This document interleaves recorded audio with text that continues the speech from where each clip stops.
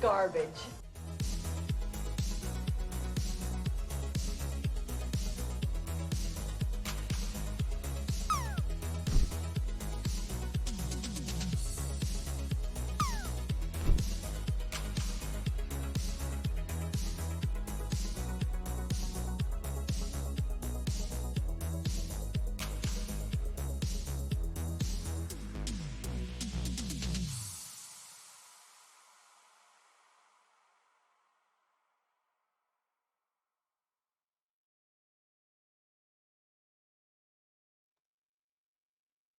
Hello, and welcome to my stream.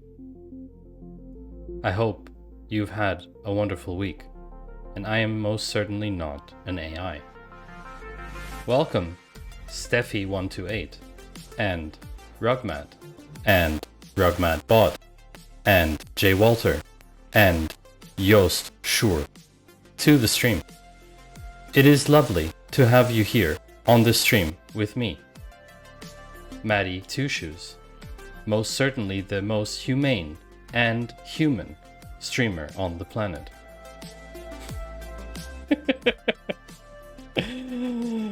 Welcome in, everybody. Congratulations on making it to Friday. Good time zone to you. Still in ads. Steffi's still in ads. The blinking gave it away. Stream has gotten better. Are we deep faking our way to famdom? Welcome in, everybody. Good to see you.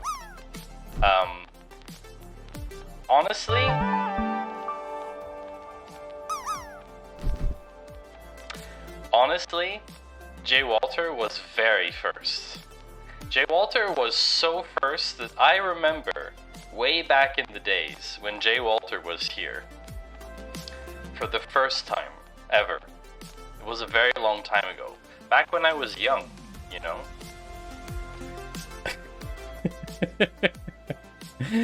Welcome in, friends. Thank you, Ian, for the bits. I appreciate it. I can see that everything is broken today.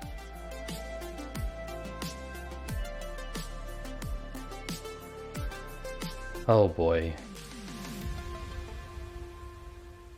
Did I filter this? He was so first, he was last. Never give up. Never give up, indeed. Never give up, indeed. It's a good tip. You were still here from last stream. Also, you just stayed. You just stayed here? Very impressive. Very, very impressive. I am impressed with all of you, chat.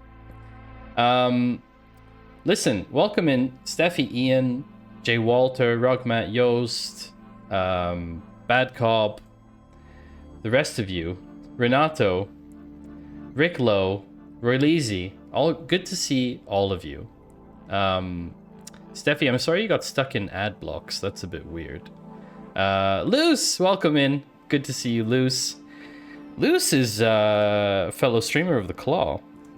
Luce, do you have any clips? Do you have any clips we can play of you, Luce? I wonder.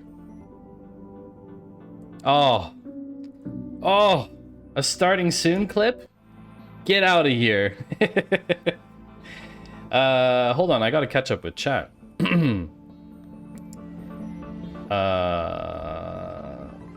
It's been a while, Bad Cop. Good to see you. I hope you're doing well. Good time zone to all of you. Officially, Rugmat was first. What? Well, what would you call it? Bulbasaur? Why? It's not Bulbasaur. Sour. Like It's Bulbasaur. Oh, wait. It's Bulbasaur. Everybody knows it's Bulbasaur. You did clip hygiene. Why does that exist? That's a very good question, Luce. You must have missed that one. But that's okay. Yost, thank you for gifting a sub to Steffi. That makes your 40th gift sub in this channel, Yost. I hope you didn't pay Apple tax this time. But thank you, I appreciate it. It's good to see all of you. Welcome to the weekend for some of us in the Australasia and European time zones. I think we have safely reached weekend territory. For those of you not in our time zone, but more in the sub weekend time zone, I hope that you are gradually moving towards the weekend. I put my faith in information. Like dinosaur. Exactly, Steffi. Exactly. Dinosaur, Bulbasaur, I am sour, sauerkraut. What is this? It's Microsoft Microsoft Excel. Of course. Oh, that would have been so good. That would have been so good if it had been Bulbasaur. That would have been incredible. So yeah, Luz says, I was with a Swiss man on Monday. He taught me you hold eye contact and say their name when doing cheers. Oh yes, absolutely. Microsaur Excel. Yes, absolutely. Cool down, Rugman. That's the reason. That is a very serious thing here. You have to look each other in the eye while you clink and cheers each other. In German culture in general. Yeah, so Austria, Germany, Switzerland, we do that. Who was this Swiss man you were with, Luz? And we don't say Prost in Switzerland. We say...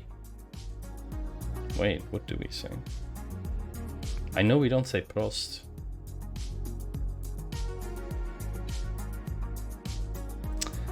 Twitch recaps feature. That's not new, per se. Relatively new. It basically shows you what we did together in January. Let's go look at that together. After we do the first part of the stream. And I know that one person in chat in particular does not like today's meme. I'll let you all guess who that is. Freshly. I did not know him, I don't think. A mobile developer. We both spoke at an event in Cologne on Monday. Oh, that's nice. You cannot drink from your glass before toasting either. That's correct. Roy Lisi, I don't think it's you. Let's take a look at the meme of the day, chat. The meme of the day, chat, is one that, you know, we can admire together. Of course. Oh, I didn't do the browser thing. That's why you don't see anything.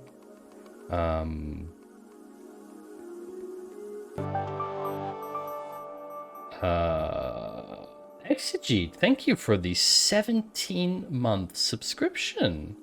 Thank you so much, Exegete. How come I don't see... There it is.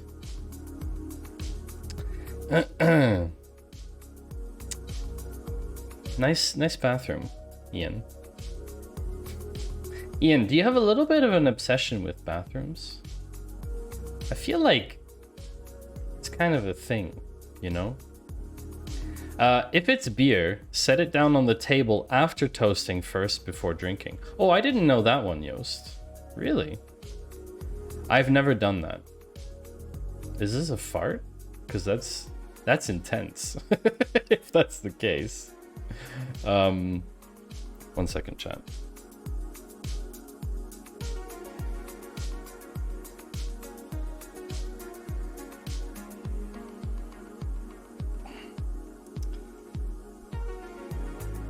Oh my god, it's Ian Alex Hart. Feels like forever since I saw you in stream chat. Camping is intense. You got me on that one, Rogmat. Bavarian thing. Swedish for speed bump. Partinder. Partinder? Wait, isn't that just like a dating app? How weird. Camping is intense. Anyway... Chat, this is the meme. The meme of the day. Ian used to fart his way onto your stream, so the bathroom obsession seems kind of obvious. Steffi, you're not wrong about that, actually. Garbage. You're not wrong. You're not wrong. So anyway, chat. This is the meme of the day. I'm not cheating. I made a fresh meme for all of you. Fresh memes only. Only the freshest for you on this Friday. And this is a bracelet that I bought. I don't know if you're familiar with these bracelets, chat. Normally they have pertinent information on them in case you're in an accident of some kind and you're unable to speak, you're unresponsive, that first responders know how to treat you. And so I bought one of these bracelets with this on it, no right joins, so that if when I'm coding SQL, something happens to me, first responders will know the most important thing of how to treat me, and they'll know that I don't use right joins.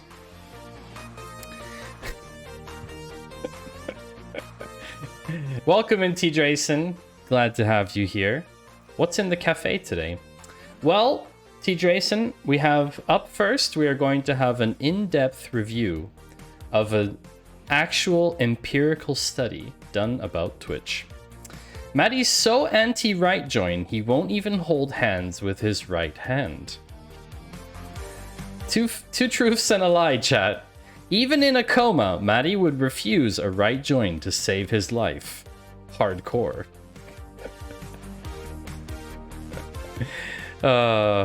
Exegy, thank you very much for the 17 months. I appreciate that. Really. I appreciate all of you. And again, very, very congratulations. That's not the right way of saying it. Many congratulations again to UK Maddles for being the 2022 Community Champion. That was last stream. Hype train achieved. This person. I don't know why I did that. This person is the 2022 Twitch Community Champion. Spent the last 2 streams looking at my data from Twitch and through a series of various things. I put my faith in data, information. We determined. Ones and zeros never lie. We determined, based on entirely non-monetary contributions, I'll have you know, chat. I'll have you know that UK Maddles won. By a small margin, but won nonetheless. But as I said during those 2 streams, I appreciate all of you equally.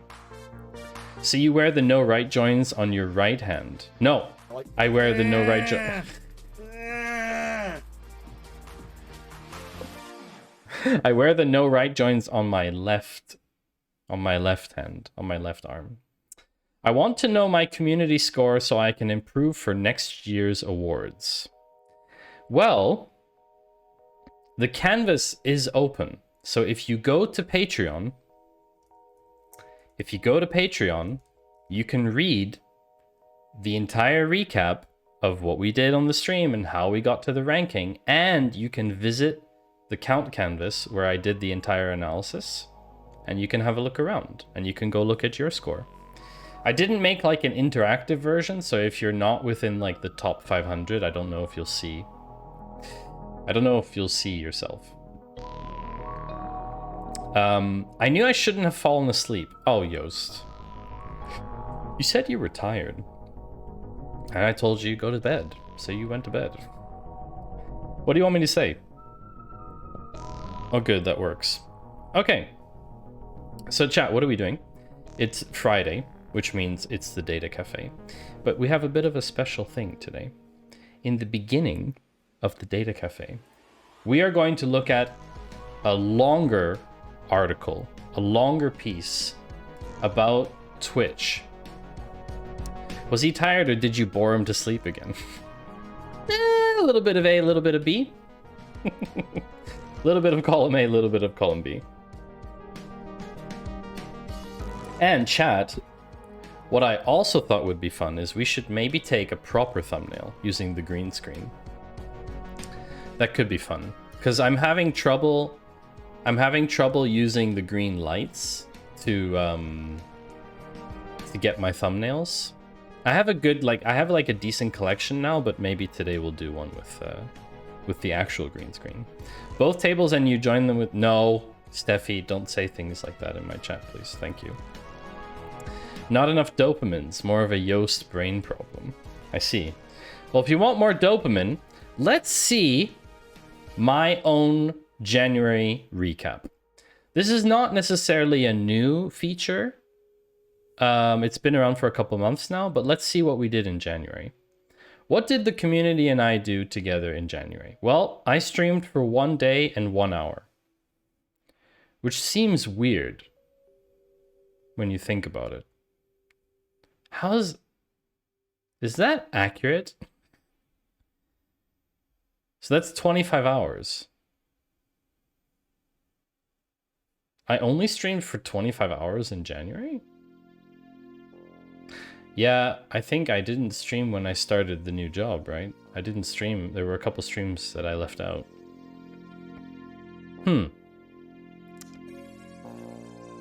Yeah, new job. I think I skipped 1 or 2. I didn't stream 2 Mondays. Oh, yeah, that's true. The second one. Yeah, Chad, I didn't really tell you about that. The reason I skipped the stream... Was it last Monday? Let me just check something.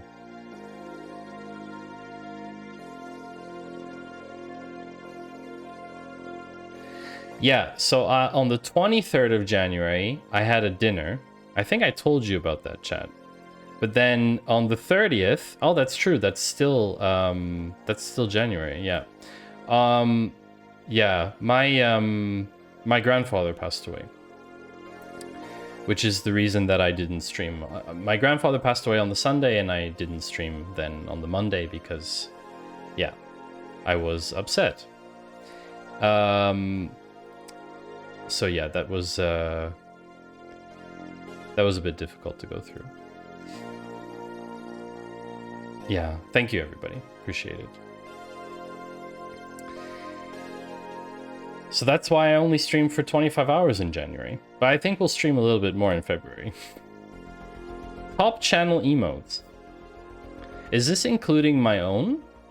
Because I don't use this one. Oh, am I in the wrong position? Wait. That's better. Top channel emotes. Censored bunny roll, long bunny 2, and wave. That's so funny, long bunny 2, because because this is the midsection of the long bunny, so of course it gets used more than the tail and the head of the bunny. But Twitch, yeah, I don't think it includes my emote usage, which is fine. I have to say though, Twitch,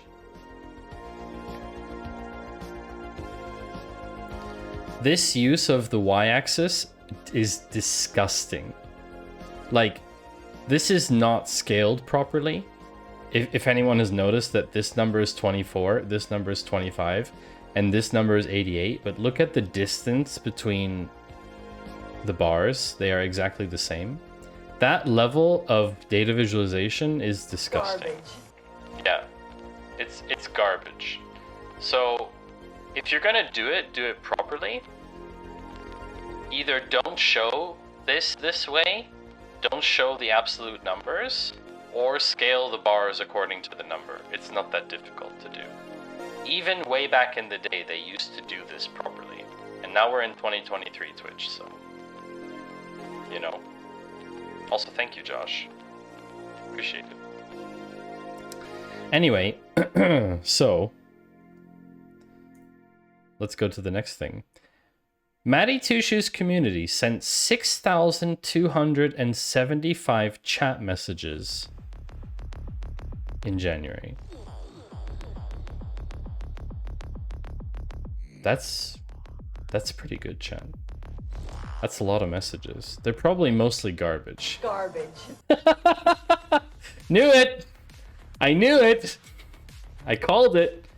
But that time, Steffi, you were post-garbage. The other day you were pre-garbage, now you're post-garbage. Yeah. I streamed 6 times. Okay, thank you very much, Twitch. What does this mean? I've been subscribed to myself for 24 months. Wait, did I get affiliate 2 years ago? Is that what it is? Oh, the drop to garbage ratio. That would be very interesting to know, wouldn't it? Need the meme to chat ratio. Yeah, that would be also good. But like I said, I don't parse chat messages. So I have been subbed for 24 months. I guess if you open this link, chat, it's a different number for you. Top clips. Interesting. Unknown meme. What is this? Unknown meme. What is this? Another day, another SO clip. I'm having a stroke. DDoSing the memes during a clip of the DDoS. And ADEM finally working. That was actually very funny. Okay. Here's to making more memories together as a community. Wow. Wonderful. Well, dang, I need to raid to get a community score above 0. Is that true? Wow. Is that true, Jay Walter? That if you don't raid, you don't get a community score above 0? Josh, welcome to the stream, by the way. I didn't give you a welcome, but it's good to have you here. How did you find the stream, by the way? I'd love to know. And as it is your first time here, I do feel like we should do a proper welcome for you.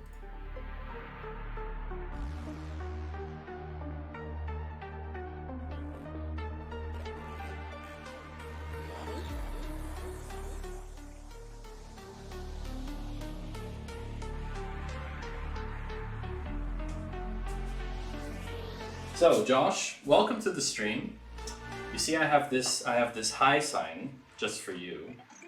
Normally, it's like blinking like this. I'm actually in the process of looking at getting this high sign plugged in so that I can leave it like this permanently, so I don't have to keep turning it on and off every time someone comes into chat. So yeah, welcome to the stream, Josh, and I hope you're having a good time so far. You can ask anything you want. It's a totally open thing. On Fridays, we do this news segment, which we're going to look at in a second. We're going to look at a study that was done about Twitch, which is pretty interesting. And then we're going to cover some more news topics, a lot of AI and machine learning stuff. And yeah, I hope you have a good time. I'm going to save the batteries on this by turning it off. And we will see each other in chat.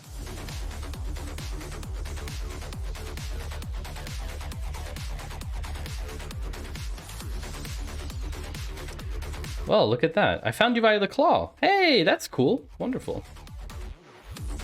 No raids equals raid power percentage 0. Oh, that's true, Jay Walter. So if you've never raided... Oh, wow, yeah. That's true. Which means if that's 0, when you multiply by that, you will automatically get a 0 score. Interesting. Very interesting.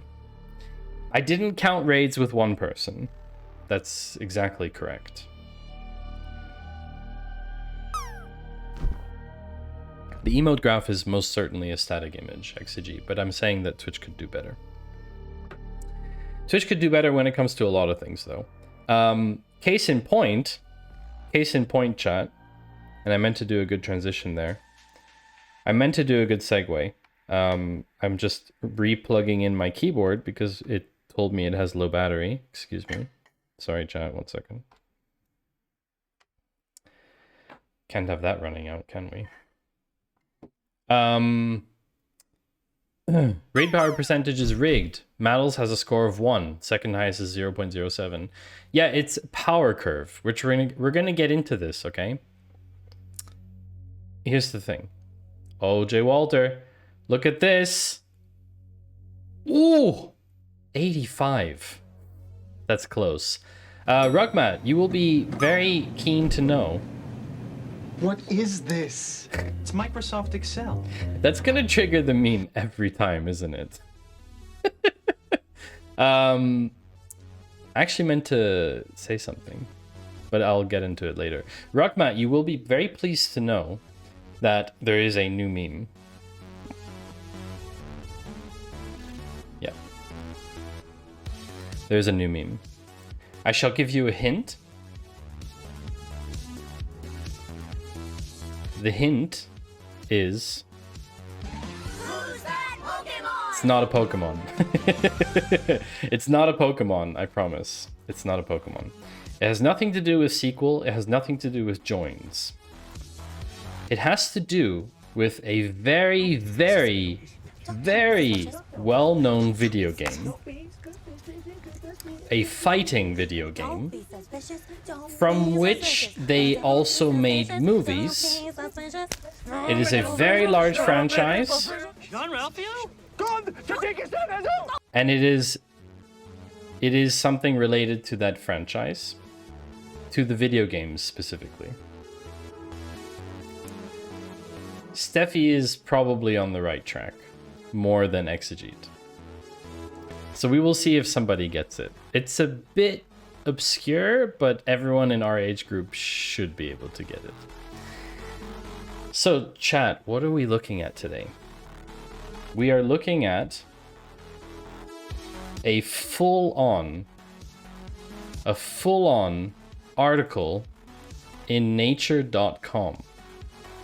This is a scientific article, okay? I'm gonna change the topic text here too.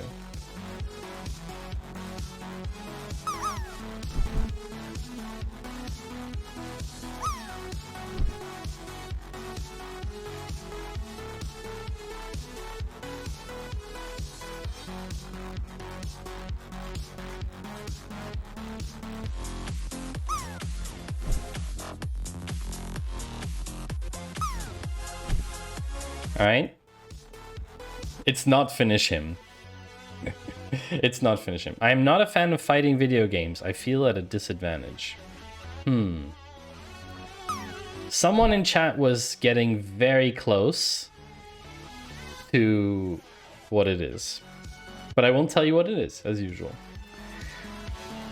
So, chat, why are we looking at this study? Well, this is a very interesting study because it's about monetization in online streaming platforms and exploration of inequalities in Twitch TV. I personally would have gone with on Twitch TV because it's a platform, like as a website, on a website. Josh, it's not Street Fighter. I will say that. Exegete got it already. That was fast, chat. That was very fast.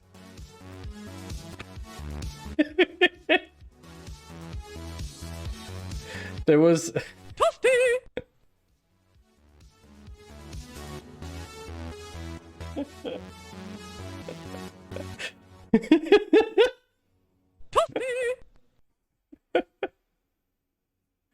Congratulations. New meme. Welcome in, Sociable Steve.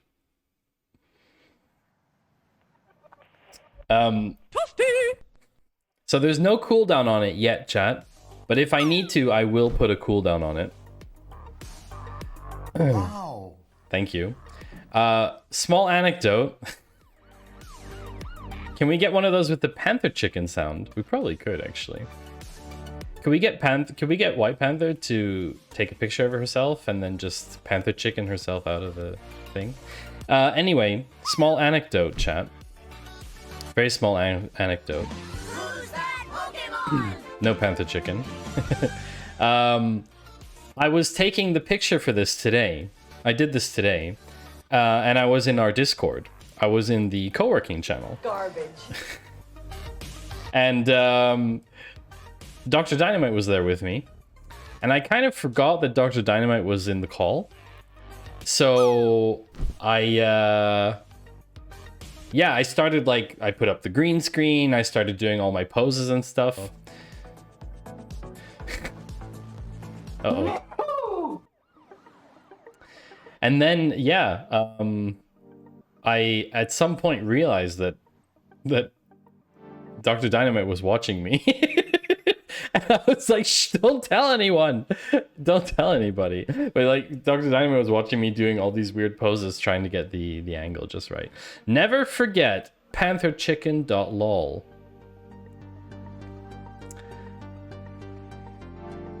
Oh, that's right. You bought this domain. Steve, didn't you buy this domain? Who's that Pokemon?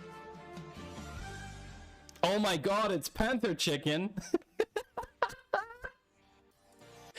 Just to redirect to that.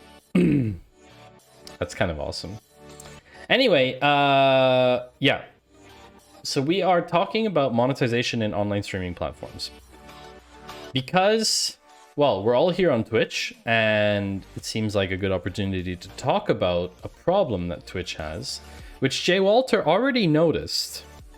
Jay Walter already pointed it out, because in our analysis that we did for the community champion, I used a power law for the raid score. Now, if you're not familiar with the power curve, we're going to get to that in a moment. But yeah, this is a very big factor. This affects how... This affects, to a very strong extent, how people can grow on a platform. So, there's a summary that I can give you. If you want to just tune out for the next, 10 or so minutes, there's a summary I'm going to give you. I wrote a little summary that I'm going to read to you first. So if you don't want to pay attention for a while, because if it's not like interesting for you to look at this article, we will go on to other articles afterwards, some pretty interesting stuff, but right now we're just talking about the study. So I will just give a short summary about that first, and then we can move on. Fractal, hello, welcome back. One of my coworkers pranked me the other day. I had my camera off because I didn't feel like putting makeup on that day. He was like, whoa, you look different today. Alexa, order 10 toilet rolls. I didn't feel like putting on makeup. He was like, whoa, you look different today. Did you get a haircut or something? He really had me for a moment. We had a good laugh, and then he was like, remember, they can always be watching. Wow, that is creepy. Like, I don't know you or your coworker very well, Fractal, but that sounds very creepy.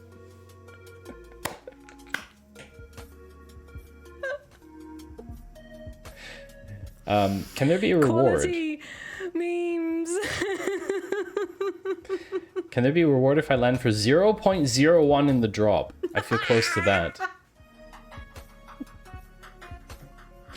Is it the same statistical chance to hit 0.01 and 100?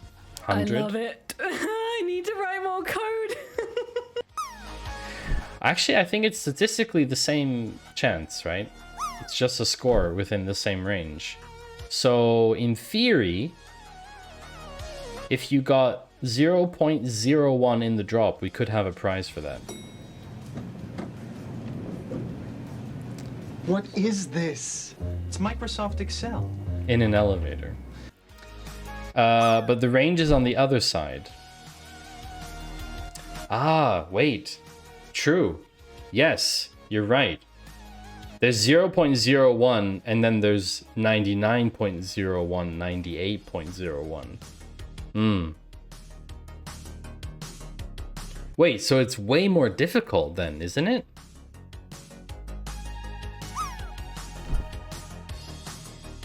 Now I'm not sure.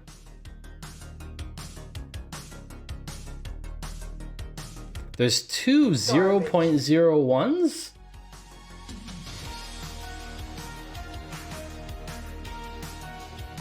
But we don't know how many pixels 100 is.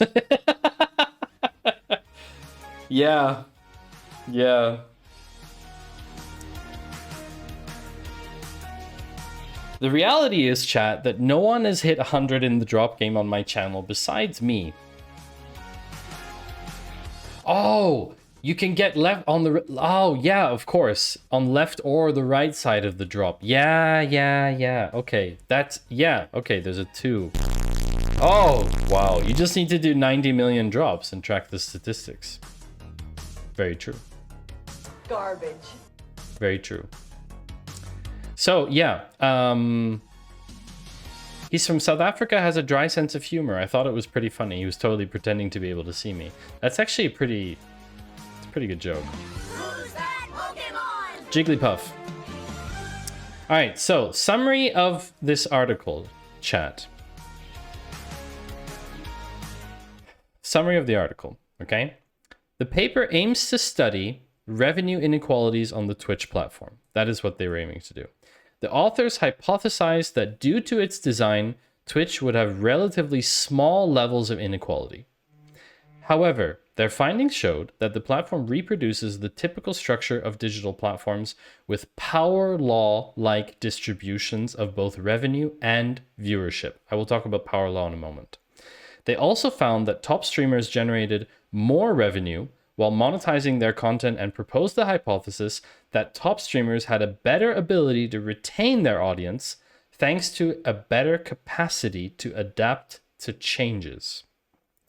The results suggest that the real ability for new streamers to make use of the platform affordances to derive monetary gain from their activity is more limited than expected. The authors also acknowledge limitations of the data used and raised a general question regarding inequality reduction on online platforms. Fine. SQLite.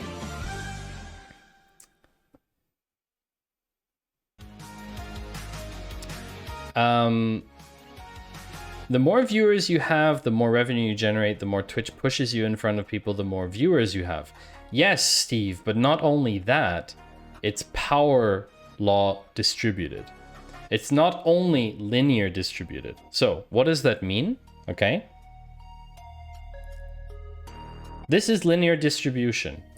This would mean that if you are here and I am here, you have the same chance to get from here to here, right? That's what that means. The problem is that Twitch is not linear. Twitch is like this. A power law. What does power mean? Power means it's a pattern of revenue and viewership. So power law-like distributions, referring to this case. It's a mathematical equation, okay, that describes the distribution of certain types of data, such as the frequency of events. In this case, if we're looking at viewership or looking at monetization, okay? So if we're looking at dollars, if we're looking at dollars here, okay, and we're looking at number of streamers, okay? I know you can't read that, but that's fine. It basically means that you have the same number of streamers earning you have a very small amount of streamers earning most of the revenue, okay? That's effectively what this means here. Now, in this case, the authors of the paper observed that the revenue and viewership on Twitch follows a pattern similar to a power law distribution. This means that there is a small number of top streamers that generate a large amount of revenue and viewership, while the majority of streamers generate relatively little. This pattern is commonly observed in digital platforms, also known as a long-tailed distribution. So, this is the problem. This is the problem. One time I looked at the subreddit for Twitch creators, it was super eye-opening. So many ways to play by the system. Yes. So effectively, if you are a creator, okay, everybody's telling you, try and get discovered off platform, right? Everyone's telling you, oh, diversify, diversify, diversify. The reason for that is that Twitch itself, okay, favors the streamers in this segment. The ones that are capturing the majority of the audience and viewership are the ones that Twitch also favors because they have so much pull. What Twitch doesn't realize is that it's also a risk. A power law distribution also means that it's a risk for a platform like Twitch. So you may be asking yourself, what is this whole study really about? Well, because we kind of already know this. But what's interesting is that this study, okay, what they did is they took the leaked revenue information that was leaked as part of the Twitch leak last year. And they took that revenue information and they scraped also data from different places and they put it together as part of a study. What was the study about? The goal of this paper is to apply computational social science tools to unveil what are the mechanisms of monetization in Twitch and explain in parallel the social dynamics embedded in the platform that enables such market system.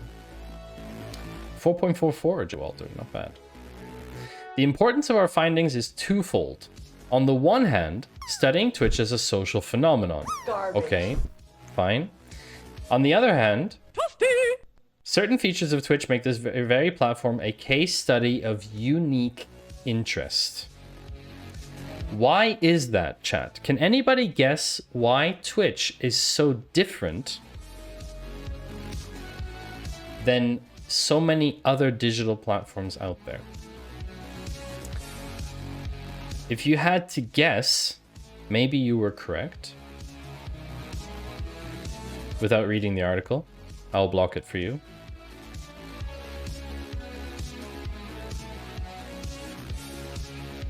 That's right, chat. No, nobody said it. Twitch doesn't use algorithmic recommendations. Now, there's a bit of a disclaimer here because that's not entirely true. Twitch does have a recommendation engine. And that recommendation engine does exist, but it is not algorithmic in the sense of TikTok or Instagram or Facebook's algorithm. They use bad recommendations. Yes, Mary. The recommendations are based on very simple suggestion mechanics. I think we can all agree the YouTube one needs to be fired.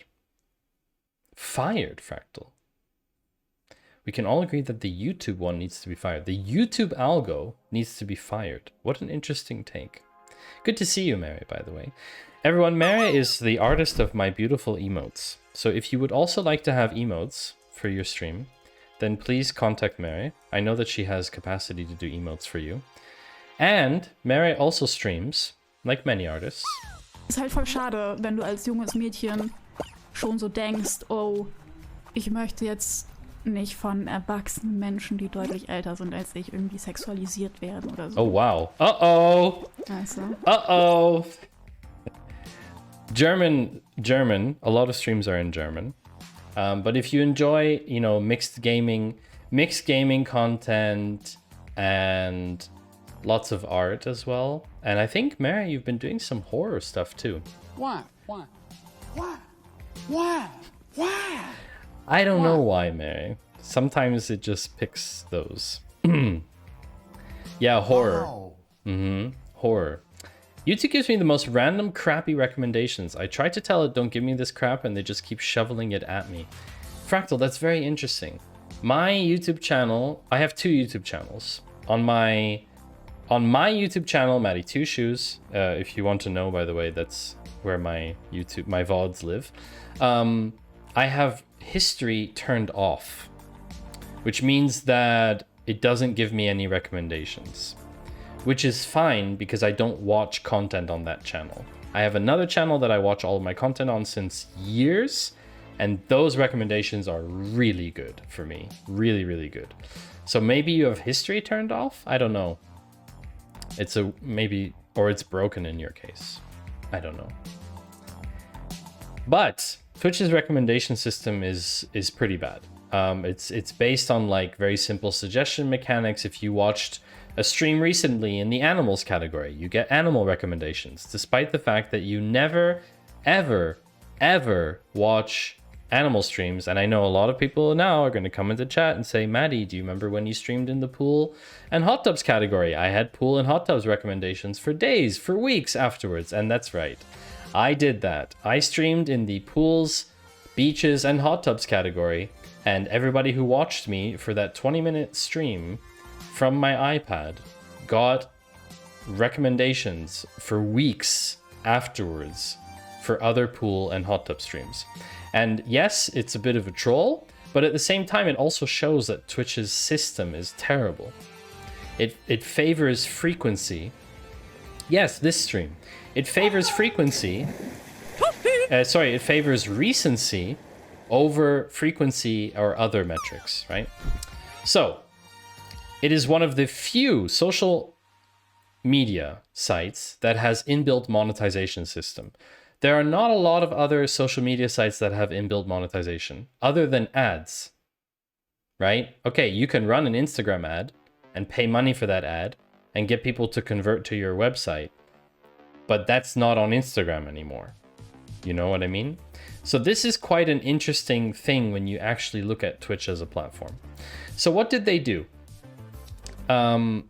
Twitch's video game, blah, blah, blah. We already know about monetization. We can skip that.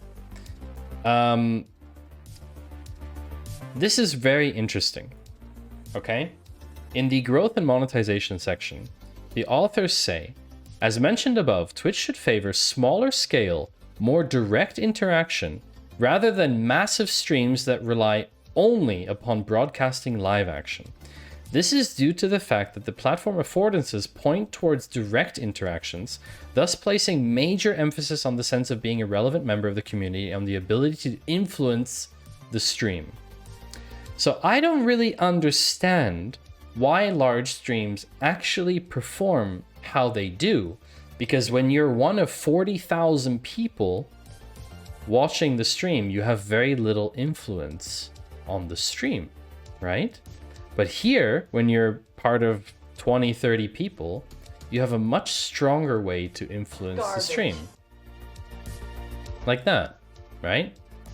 You don't have, you know, Pokemon's chat playing memes on her stream. You don't have XQC's chat doing channel point redemptions that change the camera location. You don't have any of that stuff. You have just pure broadcasting. Who's that Pokemon? So, in light of this fact that Twitch actually should favor these smaller streams, Twitch could appear as a so-called egalitarian platform. So, because it would favor the multiplication of a lot of smaller communities rather than single massive channels. Because we also rely on something called long-term affiliation. No one here, so let's take an example. Josh, if you're still listening, Josh, you found me through the claw. Josh has been here for the first time today, or first time chatter, I should say. Josh maybe has been here before. But Josh, you haven't developed an affiliation with my stream yet. Because it takes time. It takes time to discover whether you like something, whether you want to stay there, whether you want to come back. And that is something that needs, and then in terms of monetization, that needs even more time. It's very unlikely that someone comes in and starts dropping subs and gifts and bits and all that stuff immediately. So logically, right? Logically, we would favor smaller audiences that are more engaged, that take a long time to build up. I'm still trying to find out if we're compatible before we move in together. Exactly, Josh. But you know, Josh, it's not only about compatibility, it's also about like the vibe that we get together. You know what I mean? It's like a vibe check thing, you know? So we would want to have smaller audiences. This is the outcome of the article, or the hypothesis of the article. This reflection is not new. It, however, becomes more relevant in the light of recent pandemic-related growth of Twitch that was led by a small number of massive channels. You have to hang out for a while, learn the community, then decide if the followers you're selling are correct for this streamer. Mayor Bowser and Or the memes. You know, What can I say? joining us as well. and for families across the country. Or the memes. Can't do it. We'll do it live. Okay. We'll do it live. Exactly. Do it live. Thank you for timing the horn, Jay Walter. Do it live. The very existence of such massive channels might in fact be a signal that despite the affordances as assessed at the micro scale, the large scale operation of Twitch could rather favor a restricted number of top streamers. Despite the presence of a multitude of active streamers, and there is a lot of active streamers on Twitch, it is the very overabundance of channels and the lack of algorithmic recommendation system that could jointly work in favor of those who have already gained visibility.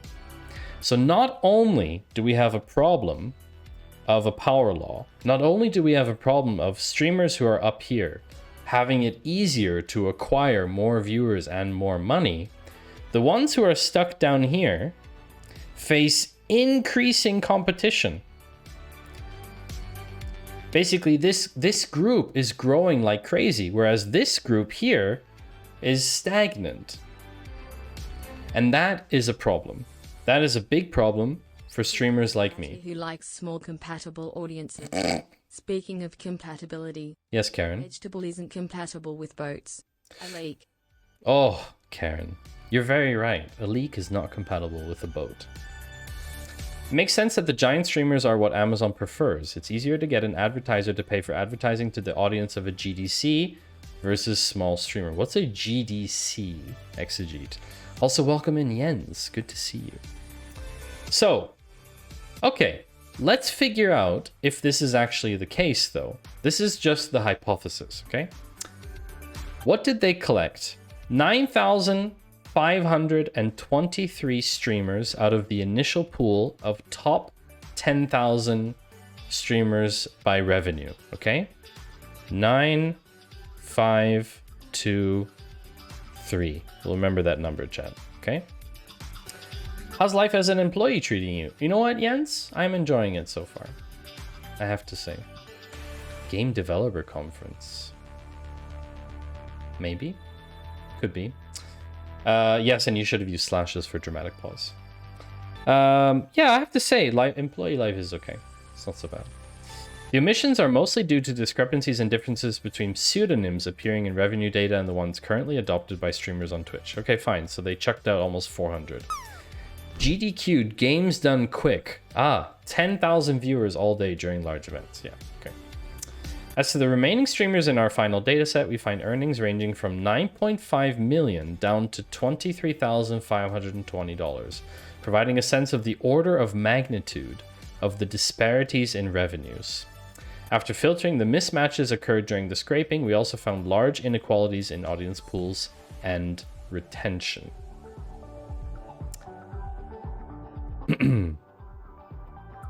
You love GDQ, Games Done Quick. I think I've seen a couple of videos before.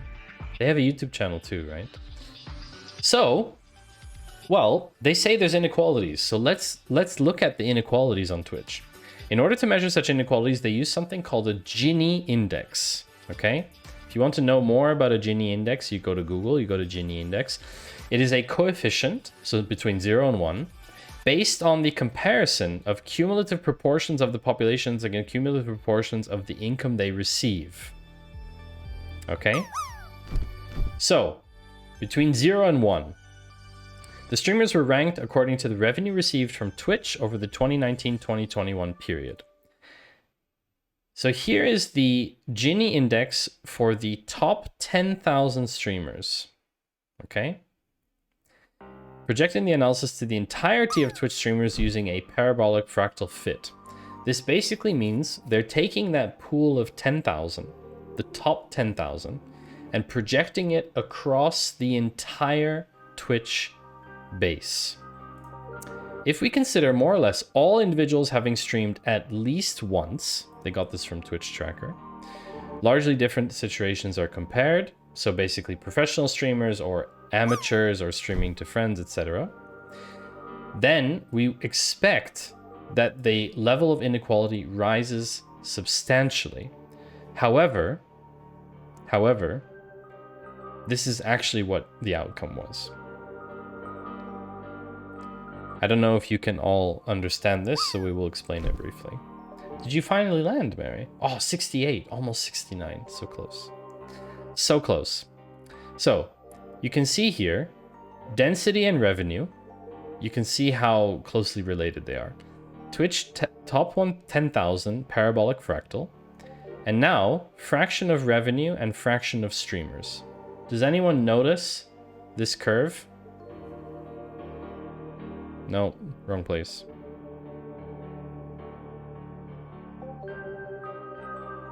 Does anyone notice the curve?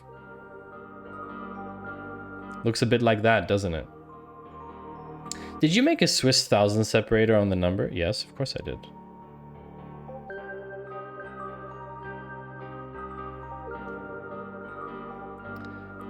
So, inequalities in the streamer's revenue illustrated in 3 different ways. Figure A, this is the revenue distribution, blah, blah, blah.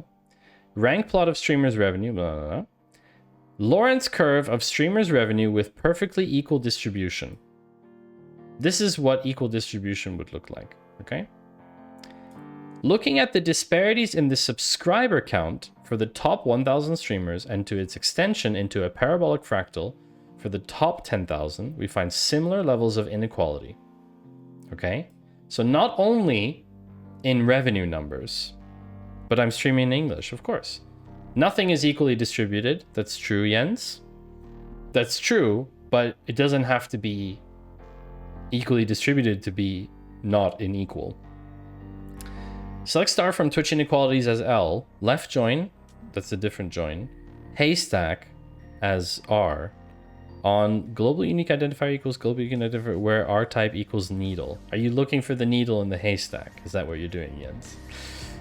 So not only in terms of revenue, but also in terms of actual sub counts. Okay? Highlighting the relevance of the size of subscriber pools for monetization. Corroborating the existing insights from studies of streamers' monetization strategies. This is what it means, chat. As the streamer's ability to capitalize on their audience, we looked into the different conversion rates for streamers with different audience pool sizes. Now, what they're talking about here is the fact that if you have 10,000 viewers, how many of them become subscribers? Now, my conversion rate is probably very, very high, to be honest with you. Because right now, I barely see anybody in chat who's not subscribed. I think there's very few people here who are not subscribed right now. Probably 30%. So, if you have a 10,000 viewer streamer, can they monetize at the same rate as a smaller streamer? Probably not. There's also very few people who aren't VIP. That's very true. That's very true. Like I said, we favor smaller communities. So as suggested, we observe how top streamers convert their current subscribers into actual monetary gain relatively less, as highlighted by the sublinear scaling behavior indicated by the power law fit with exponent 0.8. What this means is that as your audience gets bigger, you are less likely to convert them into subscribers, which makes sense because your audience is bigger and you have a smaller conversion rate, right? Top streamers also capitalize relatively less over the period on their current subscribers. It's easy to check with streamers with smaller revenues are relatively more able to convert non-paying followers into paying subscribers. So for small streamers, that rate is 0.017 subscribers per follower. What are we currently at? How many subs do I currently have, chat? Let's look this quickly. I have 32 subscribers. I have 32 subscribers.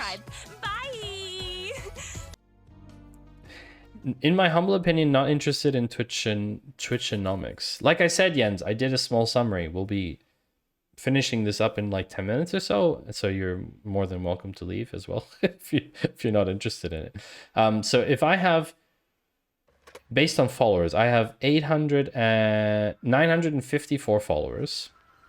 So let's do the math.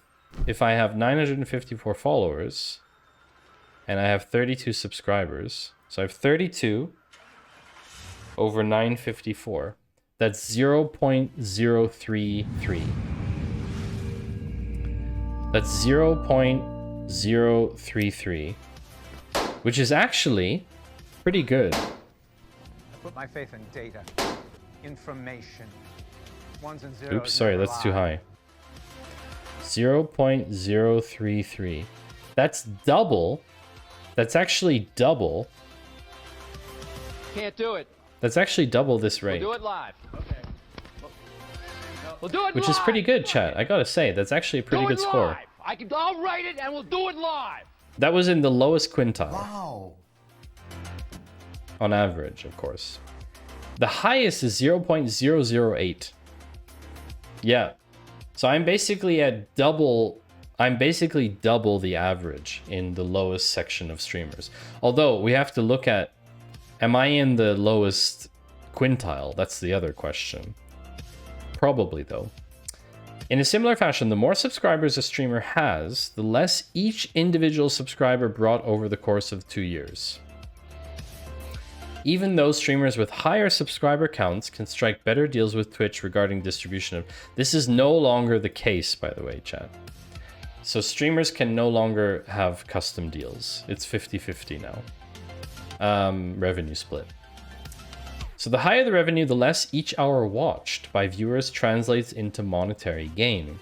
So basically, an increase in audience size leads to diminishing monetary return from each viewer, which makes sense. So the larger your audience gets, each additional audience member that you bring on is worth less to you in a monetary fashion. But they do make your audience bigger and thus increase your monetization anyway. This is very interesting. Using the URLs present in the channel's description, directly accessible from the streams page. So they scraped streamers' about pages, by the way. We compared the density of different types of redirection for a sample of streamers, grouped by revenue, as well as for a group of streamers external to our list, and showed that the top streamers include significantly more links redirecting to affiliated brand and sponsors' websites, even though we do not find significant differences for the other types of links. That's very interesting, actually. Moreover, the random sample shows that streamers outside our sample have significantly less sponsorship links. Ha! Isn't it funny that Stream Elements chooses now to post a sponsored link in the chat? Talk about timing. Thank you, Stream Elements.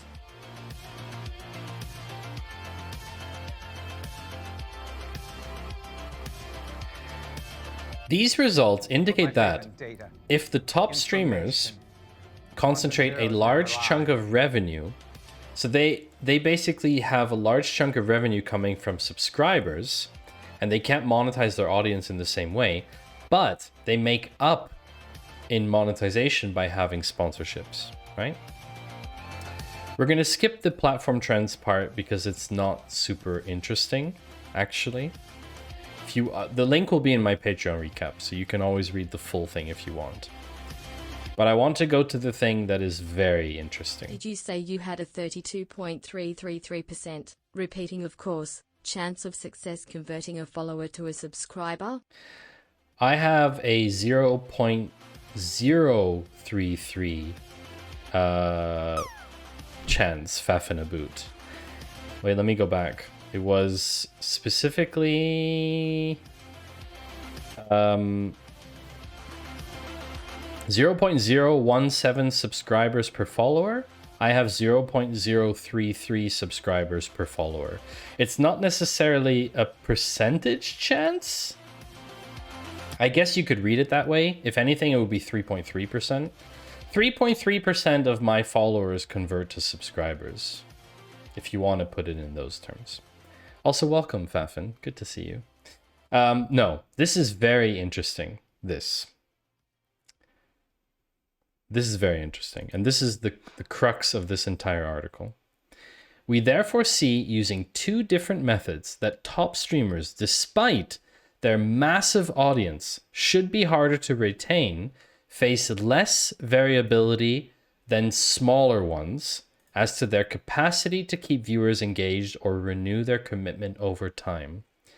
Therefore, even if on a weekly or bi-weekly basis we do not find a clearly stable pattern, over time it results that top streamers better manage their audience retention or renewal. This is the key thing, chat. This is the thing about this power law distribution. The ones who get here... This stream was sponsored by only/fans/Kentucky Fried Chicken /and/Steph//128/128 is also 2 raised to the power of /7/. The stream's not sponsored by anyone except me. So if you want to support anybody, it's me. But this is the thing. Once you get up here, you are able to stay here easier due to the factors of the platform. And that, chat, that is what makes Twitch's system so bad for small streamers. And now we will have an ad, and I will be right back with you. We're going to watch the bunnies zoom around.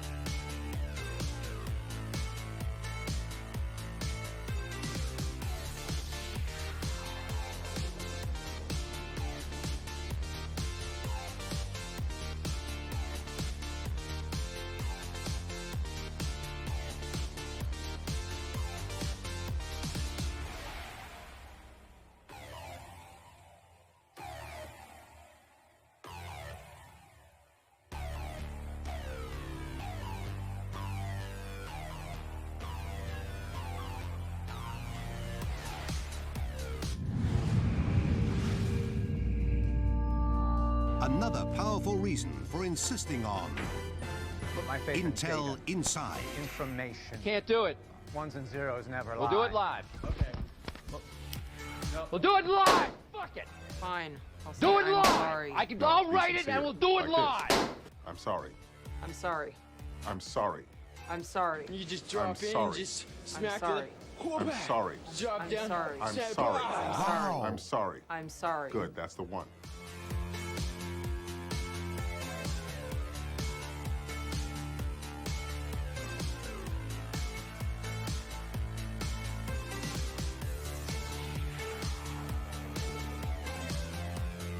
Hello. Welcome back, chat. Does anybody like the new transition, by the way? No one said anything about it. Fafin, thank you for your lovely comments. It's also very nice to have you here. As a conversion metric, it's interesting. I wonder how many followers have become a subscriber for at least 1 month. The growth rate of followers versus the growth rate in subscription months. It must tail off massively.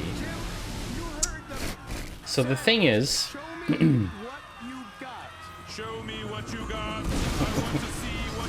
Did you miss the bunnies? Okay, okay.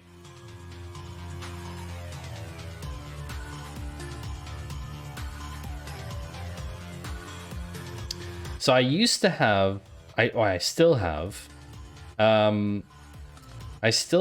the bubbles one, which is like this. Hold on.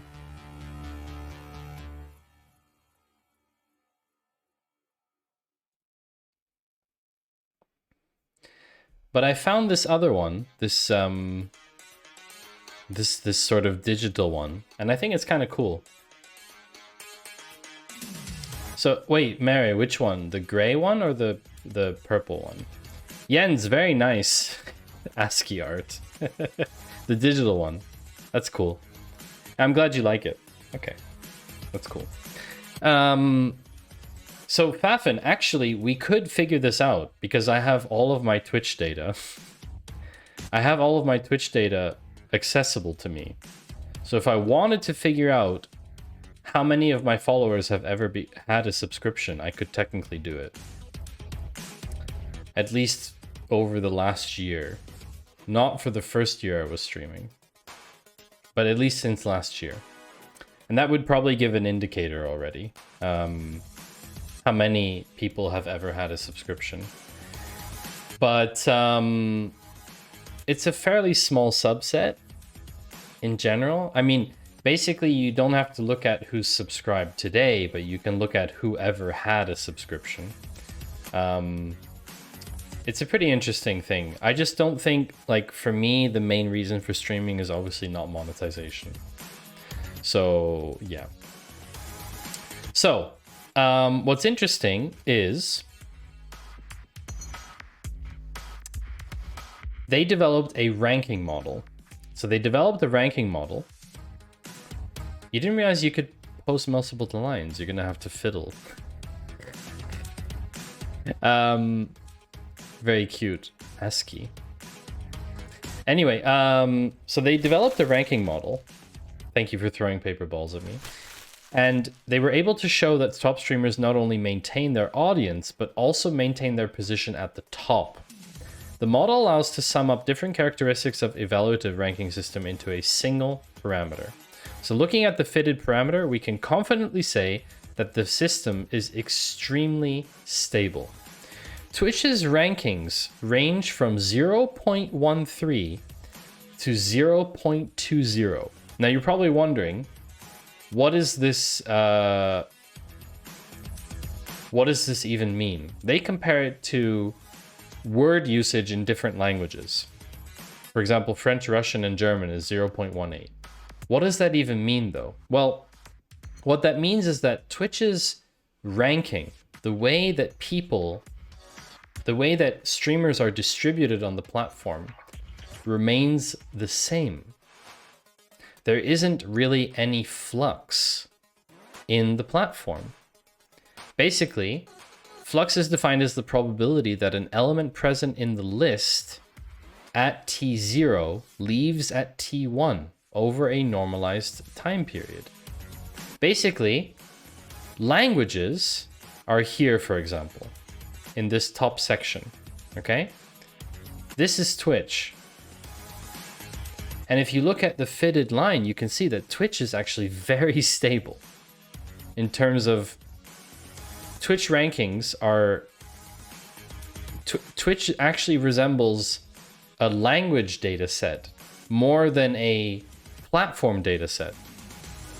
And that's just, yeah, it's crazy, actually. It's similar to Inspired by Bash Bunnies. I jotted hers down when I saw it and later remade it, so I don't think it's quite the same, but close. Okay. Yeah, another bunny streamer. Although I don't think Bash actually has bunnies, right? Bash doesn't have bunnies. Tristan, thank you for the follow. Tristan R. Bailey. I hope you're enjoying the stream. So basically, fitted models show that the probability of streamers in the list to drop below the threshold value for staying in the list is 0.2. That basically means that if you're in a top position at Twitch, you have basically almost a 0% chance to lose that position. That is what it means, okay? A top streamer status is very stable. Top streamers are likely to appear in the rankings since the very beginning. Wow, Jens, this is some really very interesting stuff. Our results show that not only top streamer status is highly stable, but that Twitch as a system is also highly stable. I'm sorry. This is so interesting to me. I'm sorry. Because I'm sorry. Because sorry. I'm sorry. I know that you're Good, sorry, that's the one. this is so interesting because people talk about Twitch dying. I don't know if anyone remembers this, but there was this whole thing earlier this year or late last year about Twitch as a platform dying, right? Oh wow, that actually, what happened there? Garbage.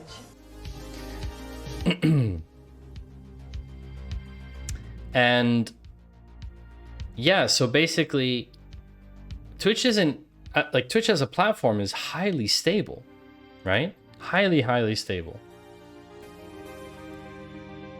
A short ad, a real one, and I will be back momentarily with water.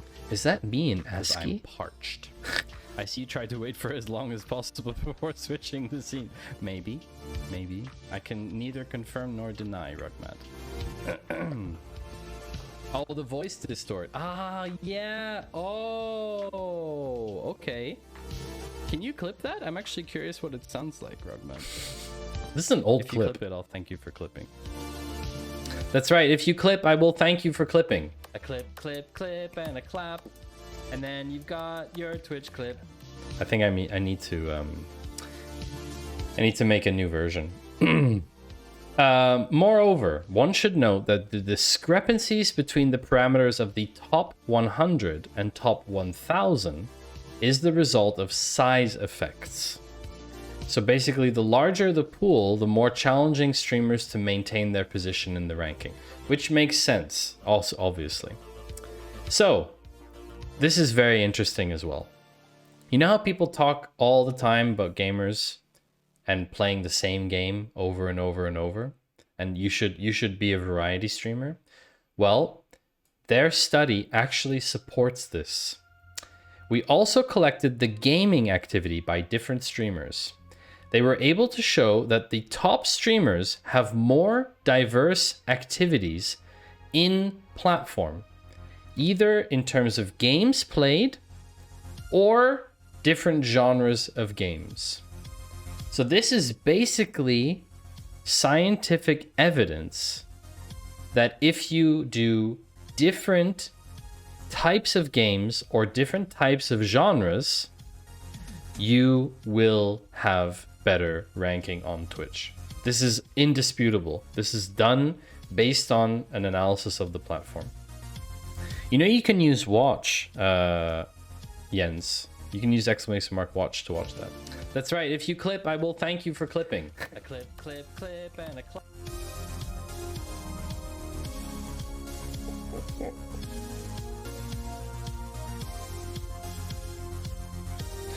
Why, Jens?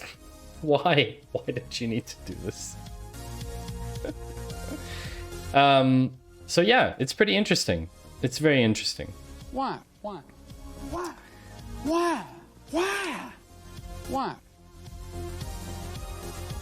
It's very, very interesting. I want to highlight the last thing about this article.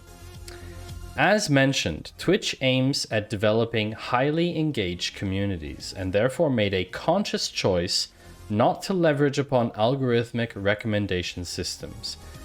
Such choice, however, leads to low discovery affordances and allows top streamers to capture much of the audience, trend after trend.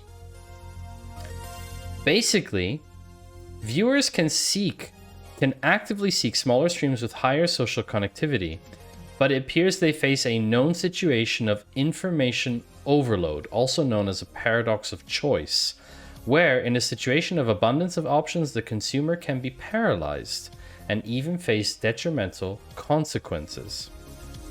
So we can only assume that many dealing with such platform design don't try to optimize, but rather settle for a good enough choice by going for top streamers, rather than indefinitely scroll for the perfect broadcast, which would imply giving up considerable entertainment time for less enjoyable search activity. I actually like this quote.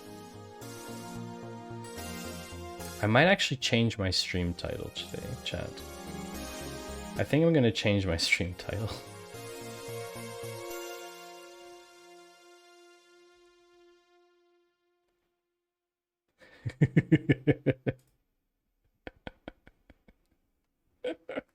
I wonder if the recommendation to stick to one game is to grow your audience, and there's a tipping point where you can move to a variety stream format. That's a good question, Fafin. I don't know if they...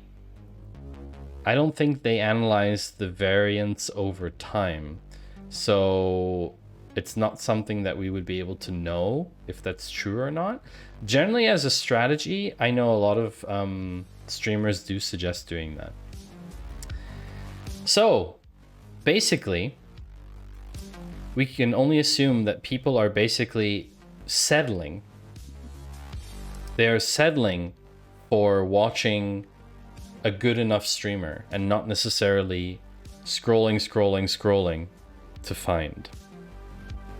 How to balance then the inequalities caused by algorithms and those embedded in human choice behavior? Despite the egalitarian rhetoric that has been built around the platform, Twitch does not seem to provide a viable solution to this pressing issue. And that is the summary of this article, chat. Twitch's platform is in no way egalitarian, despite the fact that Twitch and many other people around the Twitch community talk about Twitch as if everyone has the same chances. It's simply not true. I'm really only started on Twitch to watch one streamer, and from there grew to follow many streamers and watch a few hours a day or more. I think that's a similar situation to many others, Fafin, to be honest. Did you know that SpaceX did a static fire test today involving 33 Raptor engines firing simultaneously? Only 31 fired, but still the most thrust in knots ever produced on the face of the Earth. Woo! Wow. Wow, that sounds like a lot of thrust, Jens. Do you like thrust? Kilonewtons? Excuse me, I'm not a physicist. Hello, I'm gonna grab a cup of coffee along with a cup of data from the Data Cafe. Hello, Jim! Yeah, I mean, knots. Why can't we measure thrust in knots?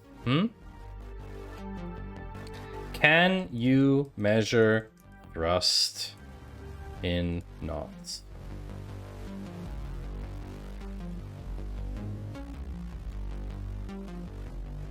See? Plenty of stuff. See? Thrust. You can talk about thrust. Fine, you want to talk about thrust. Let's ask ChatGPT if it's available, or we use u.com. Thrust me on this one. Just thrust me. I'm a 31-piece jet engine. Can you measure thrust in knots? Oh no. Speed, velocity of an object.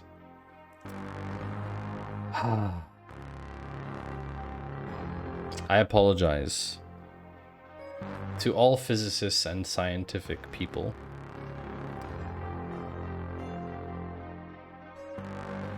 I'm very sorry. I'm very sorry. I suck at physics. Yeah, I suck at math overall.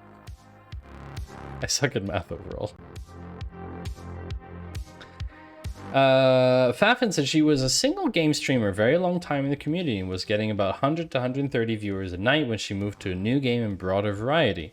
Typically getting 30 to 50 viewers these days. We always saw a 50 plus viewer drop every day she'd play something else. Interesting. Very anecdotal. At maths too, go sit in the corner. You suck at physics, Jens, but not as much as me. That's obviously true. So yeah, that is the conclusion. That's the conclusion, chat. Basically, Twitch is not equal in any way. And if you are a streamer on this platform and you are not in the top 0.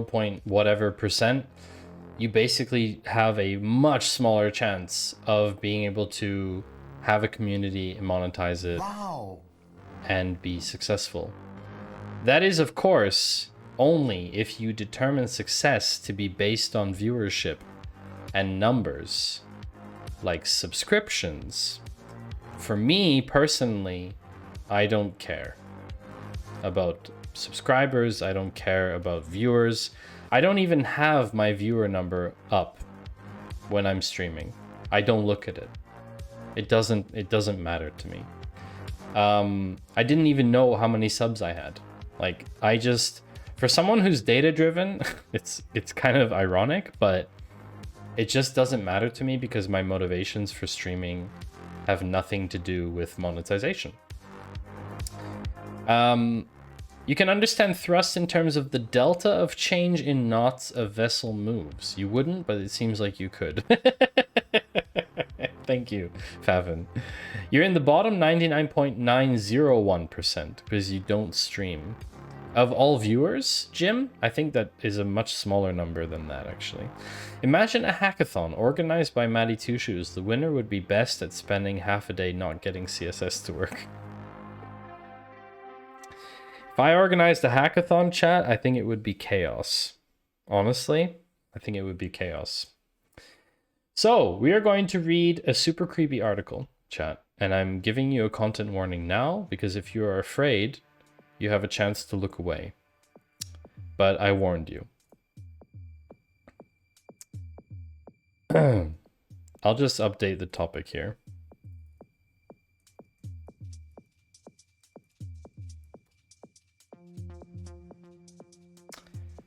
It would be chaos until some bright individuals solve the puzzle by using a band join. The solution would never be that, and you know it. Yeah, so chat, it wasn't enough to be experimenting with AI. Someone had to go out and actually create the robot from Terminator. If you're not familiar with what the robot from Terminator is, well, it's the one that melts and then can put itself back together again. Basically, scientists have formed some kind of composite of metals that can... It's basically like the T-1000 in Terminator. I just want to show you this, okay, chat?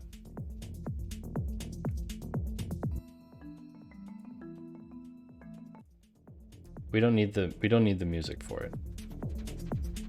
Okay, I want you to watch this, chat, and I want you to see how utterly terrifying this actually is. So here's the thing melting itself, okay? It's melting. It takes a while, to be fair.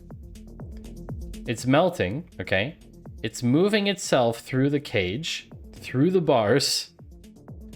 It's coming through the bars. Now watch this part, okay? Comes through the bars. And then it can reassemble itself.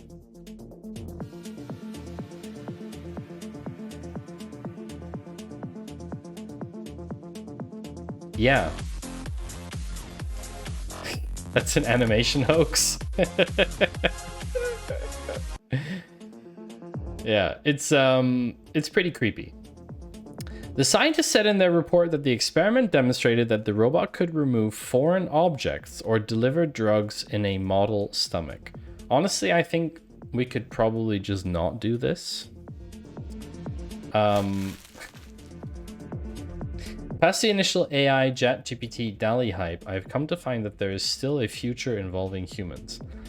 Yes, there is. There most definitely is. So yes, creepy. Very creepy. Speaking of animals, you chat, you're all animals.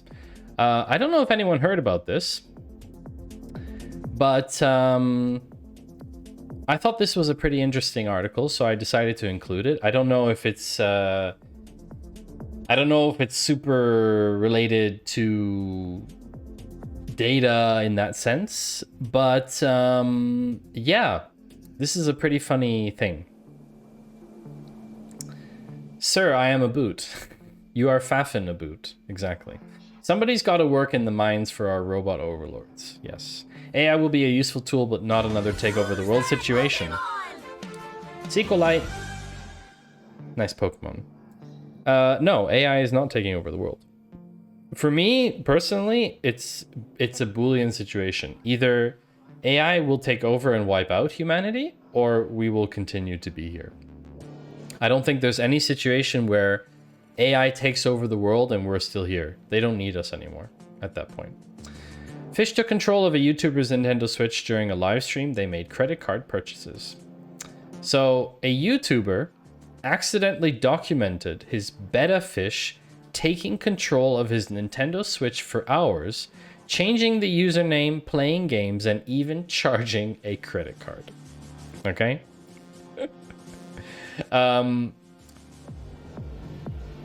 So beta fish have a kind of traits of intelligence thing. Apparently they can also suffer from depression, which was very weird to read about.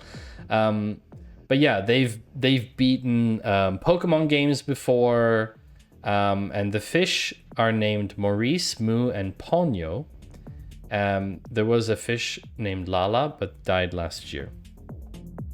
They make bubble nests. So there was a live stream earlier this month where the fish were playing Pokemon Violet, and the owner stepped away to take a break. And a glitch resulted in the system leaving the game and returning to the home screen.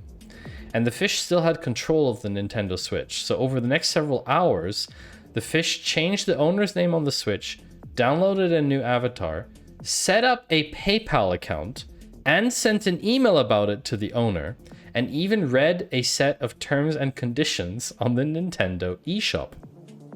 I love this. Fish eagerly read terms and conditions. Many of us humans don't read terms of service, but fish are smarter than we are. The fish also added 500 yen, which is around $4, to the Switch account, while exposing his credit card details to his audience, who had been following this entire time, by the way. This is the world's first shocking video of a pet fish making a purchase with its owner's credit card. So yeah, I wanted to include this because I think it's funny. I don't think there's like a lot of like data aspect to it, but I find it very entertaining. And I hope you also found it entertaining, chat. So, who remembers, chat, let me ask you a question. Does anyone remember about us talking a few streams ago about a robot lawyer? Does anyone remember that? I'm just curious if anyone remembers. Was the fish being confused? Was the fish being confused for gesture control? I don't think so. So a few weeks ago, we spoke about a company called Do Not Pay that was putting a robot lawyer into court to help a defendant fight against jail time. And guess what happened? Nobody could have predicted this, right, chat? Robot lawyer pulled from first court case over jail time threats. So Do Not Pay, the CEO, Joshua Browder, developed this robot lawyer, but they've been threatened with possible prosecution and jail time. So they've needed to drop the robot lawyer. You'd heard of the AI lawyer thing. Yeah, it's very sketchy. It's very sketchy. It basically relies on AI text generation to dictate responses to defendants in court. Now, my argument for this is, if you are an average person, if you had help from any kind of text generation technology to help you craft a better legal argument, you would probably do better than without one. Because, well, it has access to all the legal texts that you don't have instantly. That being said, if you just get this thing to dictate stuff to you without having any kind of filter, it's probably going to do bad stuff to you eventually, because it's very often wrong. In all areas of AI, the human factor is missing. Yeah, exactly. AI is just a tool. Yes, exactly. So yeah, it's basically they were threatened by state bar associations. One even said that they were going to refer to the district attorney's office and that they could prosecute for prison time. So basically, the reason is that in some states in the US, when you practice law without having a bar license from the state, it's considered a misdemeanor, which is punishable by jail sentence.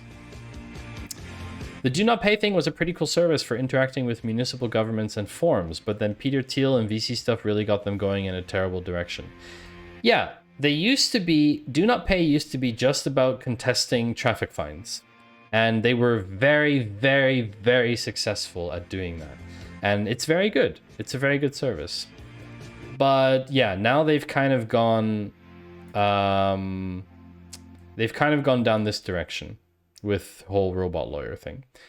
And he's right. The truth is most people can't afford lawyers. This could have shifted the balance and allowed people to use tools like ChatGPT in the courtroom that maybe could have helped them win cases. But honestly, shouldn't we be trying to change the legal system rather than put robot lawyers in court?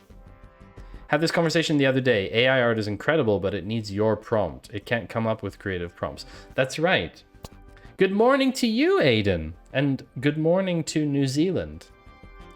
I just watched my favorite carpenter from New Zealand build a dick in his garden. It's very fascinating. He's like, look at my big dick. It's very funny. ChatGPT is spooky, but it can't write a line without a prompt. That's right. That's right. So we're going to do some ads again, chat. We're going to run some ads. Because, you know, Twitch monetization, all that stuff. AI is nothing more than the output of a statistical process that gives you the outcome with the highest survival rate. In the 90s, we used Monte Carlo simulation on models with 1, 2, or even 3 stochastic variables. They were abandoned because the output was not reversible, hence you couldn't explain how the result was produced. AI is nothing more than an n-factor Monte Carlo. That's a very good explanation, Jens. That's a very good explanation, Jens. But that only explains deterministic AI models. That doesn't account for non-deterministic AI models. Username other words.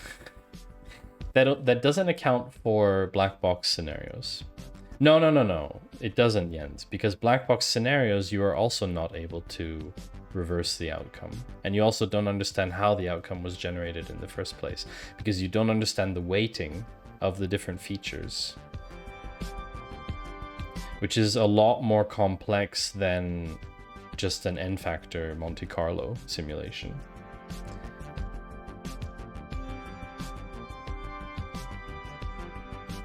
It's not necessarily only about survival rate.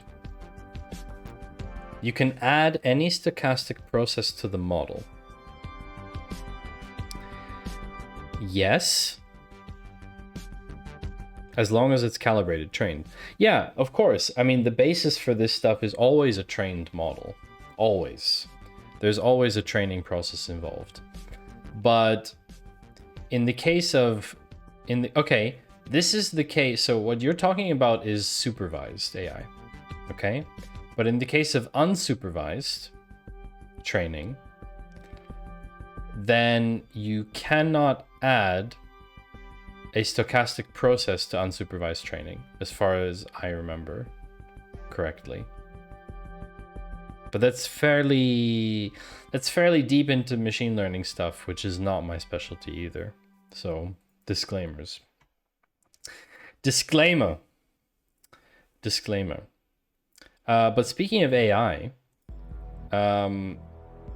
we can actually talk about something very interesting.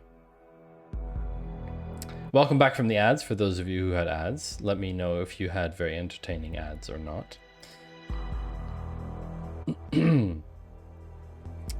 Let me show you something really cool. Okay, chat? What am I going to call this?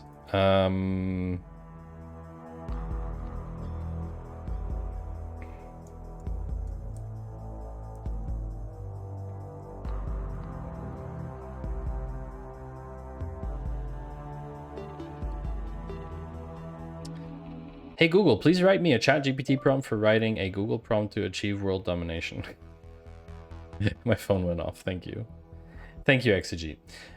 Jens, your neurons are clusters of pattern-seeking engines, massively more connected than our machine learning neural nets. And consciousness is an emergent property. A lot of people will tell you that makes us a deterministic model. Many will shrink at that suggestion. Fafin, are you from a machine learning background? So, a case for AI's creative potential. The OPZ Stable Diffusion Synthesizer for teenage engineering. Okay? This is in a category that is new to me, that I had never ever heard of before, called speculative design. Has anyone in chat ever heard of that term before? Because for me, the term speculative design was completely new. I had never ever heard of that term before. Now, apparently, what speculative design means, it is a way for you to try and design for the future. It's kind of an interesting practice.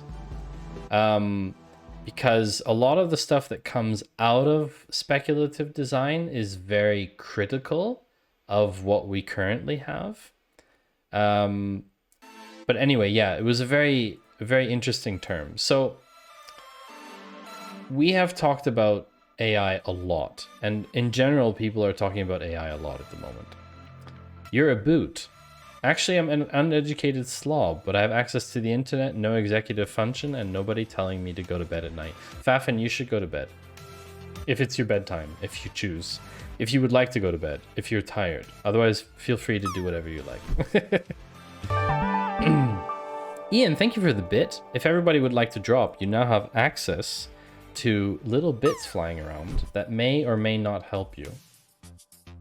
May or may not help you. The more bits, the better. Actually, I think I can activate them myself too. No, I don't have that active right now. I unfortunately don't have it active. So we've been talking about AI and stuff so much, and people are like, oh, do we need humans, etc., right? Have we created something destined to replace us? So there's a project that came out late last year, which I didn't know about, that wanted to create a visual experience powered by AI. So the result aims to accurately reflect the visual experience of synesthesia, which is the ability to see color. Synesthesia is the ability to, when you hear music, you see shapes. Or when you hear a word or a name, you see a color. It's like a very weird associative thing. So the teams used Teenage Engineering's OPZ synthesizer and connected it to Stable Diffusion to generate live images and colors in reaction to music. And this is really interesting. Okay.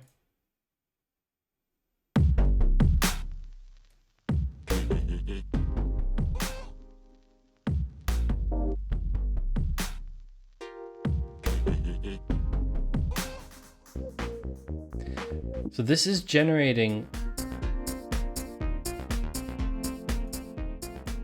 based on the music playing, it's generating imagery. So it like responds to the pitch, it responds to the key density, the tempo, and everything. It's kind of awesome. So anyway, 2 p.m. here, but you are in bed, tethered to your phone charger and watching your cat. Sounds pretty chill to me. 1. Formulate a diffusion. Select a number of end results. Do a Monte Carlo to do random walks through your diffusion. Compare the end result with what you wanted to train it to. These results you then organize in a fashion. So when you give specific input, you will end up at the diffusion, then give the best score. That's AI, not comparable to how my neurons work. Does it respond to Toasty? No, it does not. And the thing is with that one is it has to be specifically just Toasty in chat. They won't respond if it's used within a sentence. So this is a pretty interesting thing because the prompts here are like pre-written, but you could technically do it in such a way. So what they're talking about is you could technically hack it. Like artists could rejig this with their own imagery to accompany the music. Teenage engineering is so overrated, but God, does their gear look good. Yeah, for sure. But I mean, this is also just super cool. It's just really cool. And so basically, this is kind of a wake-up call to a lot of people, I think. It's like, okay, is AI taking away something from humanity? No, I think it's additive. You know? I really think that AI is additive to our creative process. I use OpenAI, I use AI tools all the time now. I mean, heck, even something like removing a background or using Magic Paintbrush in Photoshop is technically also AI supported, right? Photoshop's functions were based also on modeling of thousands and millions of images. And so, you know, I think it's just additive. AI is just something that is going to assist us. And actually, I prefer the definition rather than artificial intelligence. I actually prefer calling it assistive. Wow, Xe. Nice timing. Wow, that timing. I prefer calling it assistive intelligence. Because I don't think, in any way, I don't think it's more or less than we are. It's just additive. It's just something else, you know? Speaking of God, the Church of England is currently debating what gender God is and if he at all has a gender. I'm atheist for the record. Okay, Jens, but we will not talk about religion here. It's just not the right place. Wow. Our robot overlords are going to roast you for calling them garbage. That's probably true. Jay Walter, congratulations. What is this? It's Microsoft Excel. Congratulations to you as well, Jens, for landing. Very well done. Wow, that's 2 lands. This looks like it's going to be a 3rd land. Ian, you're also going to land. Oh no, we don't get to see. We don't get to see. What if it's 100? Then what? Oh my gosh, what if he landed? Oh, didn't land. Okay. Safari's using 17 gigs of RAM. I don't think that's normal. No, I don't think so at all. No. Do it live. I'll write it and we'll do it live. Machines don't know what a good picture is, and maybe at some point, from a technical and aesthetic point of view, they're able to define what a good picture is, but it's still based on the best examples out there, so it's not able to create new trends. For now, humans remain the true creative trailblazers. Yeah, also, close some tabs, Jay Walter. 17 gigs of RAM sounds crazy. So yeah, very cool project in my opinion. The one that you didn't expect at all.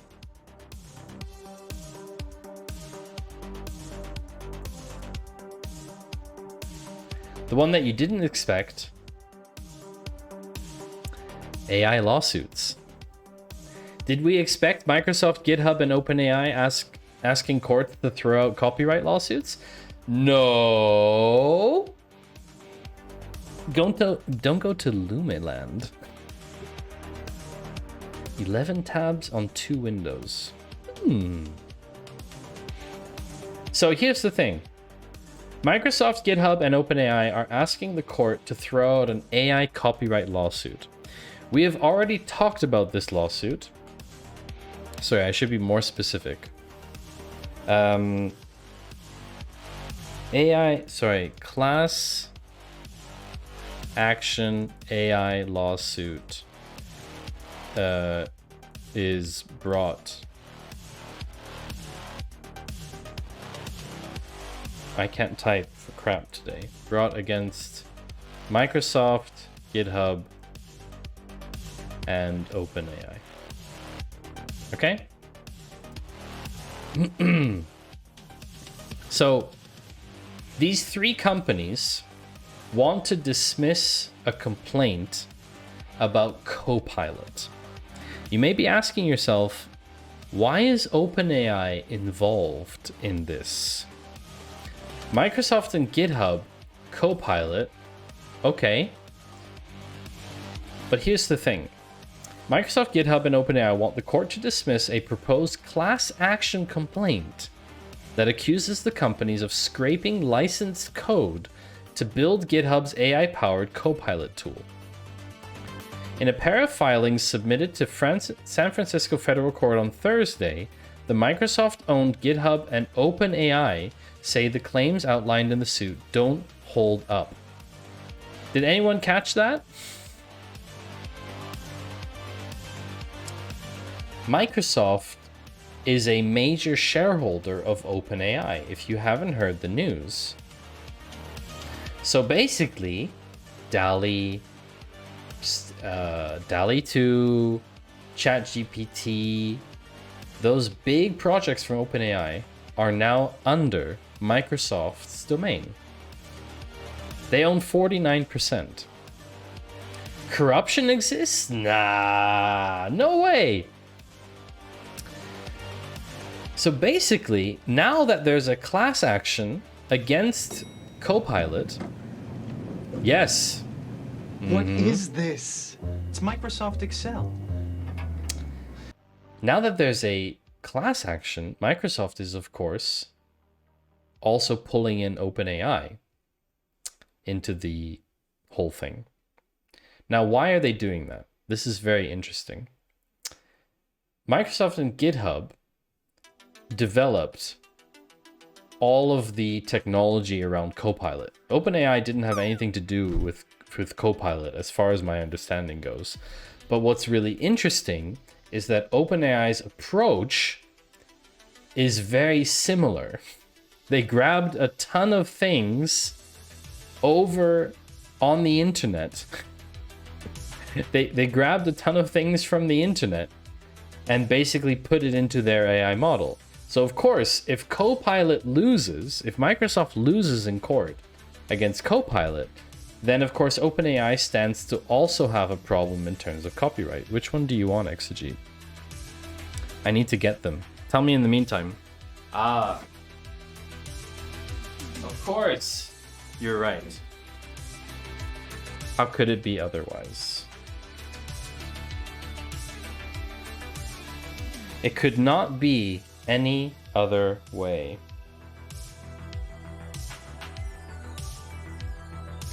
For Copilot talk, we of course wear the aviators. Excuse me, I bumped the mic. So, basically, Copilot withdraws nothing from the body of open source code available to the public. I am protected.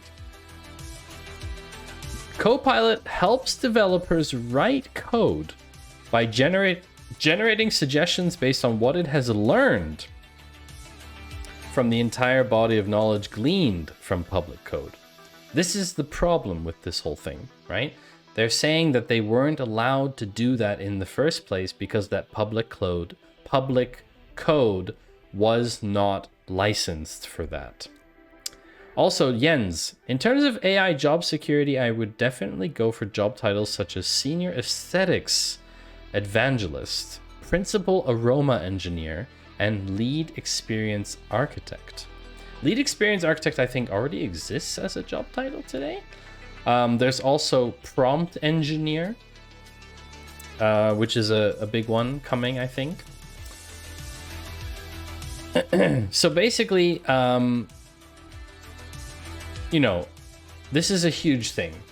This is a huge thing. So in May, sometime in May, there's going to be a court hearing, and we will find out whether it's actually going to go to trial, this class action. And it will be very interesting to see what happens. Seeing that Microsoft has gone in full in to OpenAI, billions of dollars. With a long-term agreement, they're bringing the ChatGPT into Bing. I think they've already done that now. There's so much happening in this space at the moment. It's absolutely nuts. It is truly a lot of stuff. The brain's plasticity is remarkable, but its inbuilt systems are, in my humble opinion, even more remarkable. We both do and don't have to sit through data training sets to get portions of our visual system to recognize shapes, faces, movement, eyes, etc. What takes time is the connections between those facial recognition systems firing off and the baby's higher order brain processes to associate them with other systems and senses. Fafin, you write such interesting things. You write such interesting things. It's always very exciting to read from people with such interesting opinions. I don't know if I would even trust that they weren't scraping private enterprise accounts too. That's the thing. We can't really know, can we? Right? Because they haven't divulged the source code. You know? Why are you apologizing, Fafin? They haven't divulged the source code, right? So basically, this is about precedent, right? This is about precedent. If there is a ruling against this or the other lawsuit, for example, with Midjourney and Stability AI, that they violate copyright law because of their scraping the artist's work from the internet, it's going to be landslide. It's going to be a huge deal. Okay, it's going to be a huge deal. Now, speaking of huge deal, I'm going to do something fun with you, chat, because OpenAI released a text classifier to tell you how likely it was that something came from ChatGPT or other AI-generated text generation. So I'm going to take Jens's message from here. Subjective cognitive experience being the stochastic process, which will be very difficult to model. I keep saying to model, AIs are finite. We are going to put this text into here and press submit. Oh, it has to be at least 1,000 characters. Oh, wow. Hold on a second. Fractal, your thing was maybe a bit longer. I think Fractal, your message was a bit longer. No, sorry, Fafin, your message was longer. Ah, 427. Really? I need longer messages, chat. I need longer messages.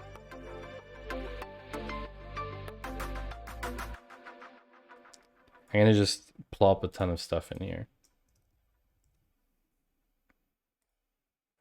871.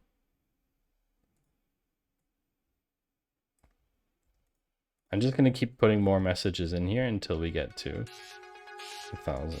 What's that smell? Failure.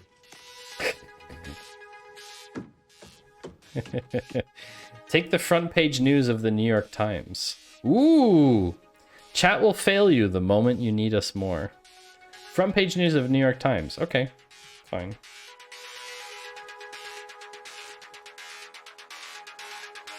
Fine. Okay, let's do that.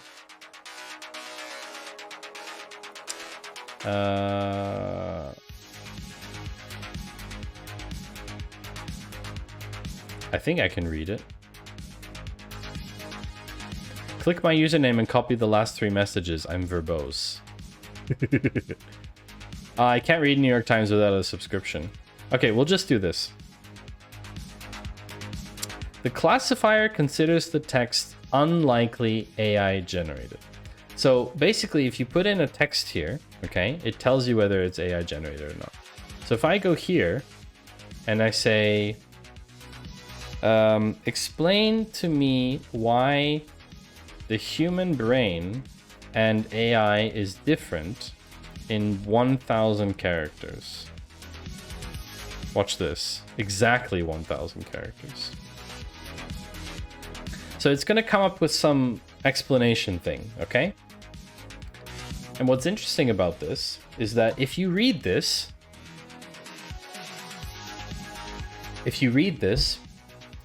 you might actually realize that it's AI generated. Maybe. What? This is only 499 characters. That was only 499 characters. I need 501 more. The manager has been fired because of me. I shall now wreak havoc in this office. Mew hoo ha ha ha.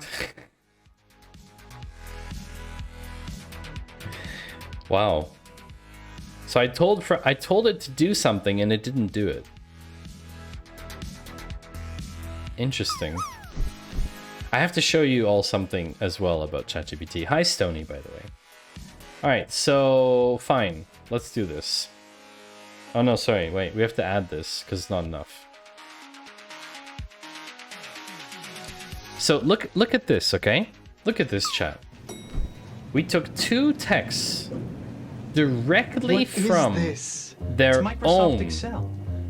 text generation, okay? Directly from their own. OpenAI's own text generation, ChatGPT. Slap it into here, okay? Press submit. It says unclear.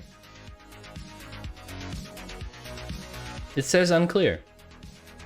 So it's not always accurate at able to identify AI generated text. And that's the problem with this. That's the problem with this, is that they can't even identify their own damn model. How are they going to identify other people's models, right? So yeah, I don't really...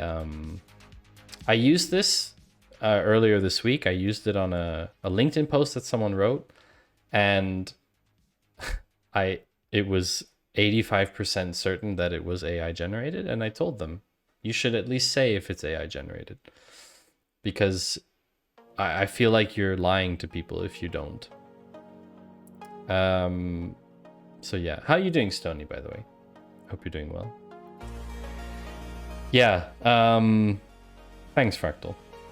So I think this is the problem, is if you develop this kind of tool, I know that they say that it's, you know, I know that they say, you know, it's not definitive, blah, blah, blah. But honestly, they spend so much money on this. Surely they should be able to label this, you know? Talking about how AI is going to change the world for the worse. LinkedIn is already basically slightly fancier Facebook. I hold it to no standard.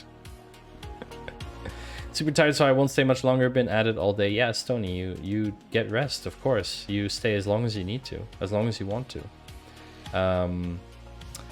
Yeah, good to have you here, Marble. It's been a while since we've seen you around. We're just talking about different AI stuff. So anyway, there's this class action lawsuit, and of course they want it dismissed. It's in their best interest. It's in their best interest. What are we talking about next? Well, it's a very simple one.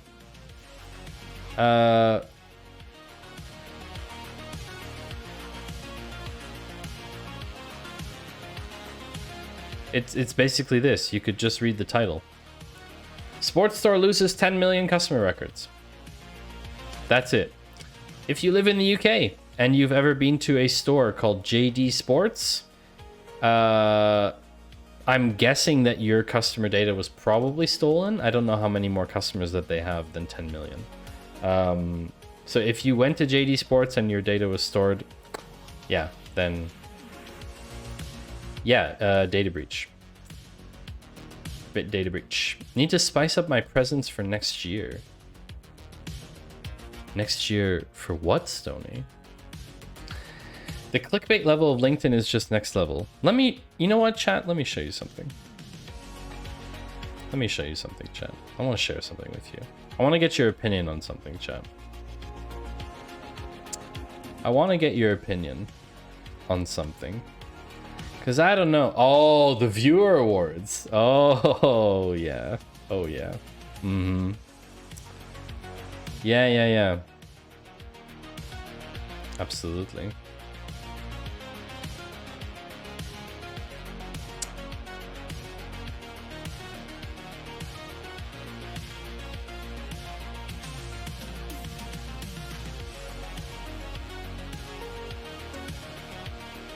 Let me get your opinion on this, chat, okay?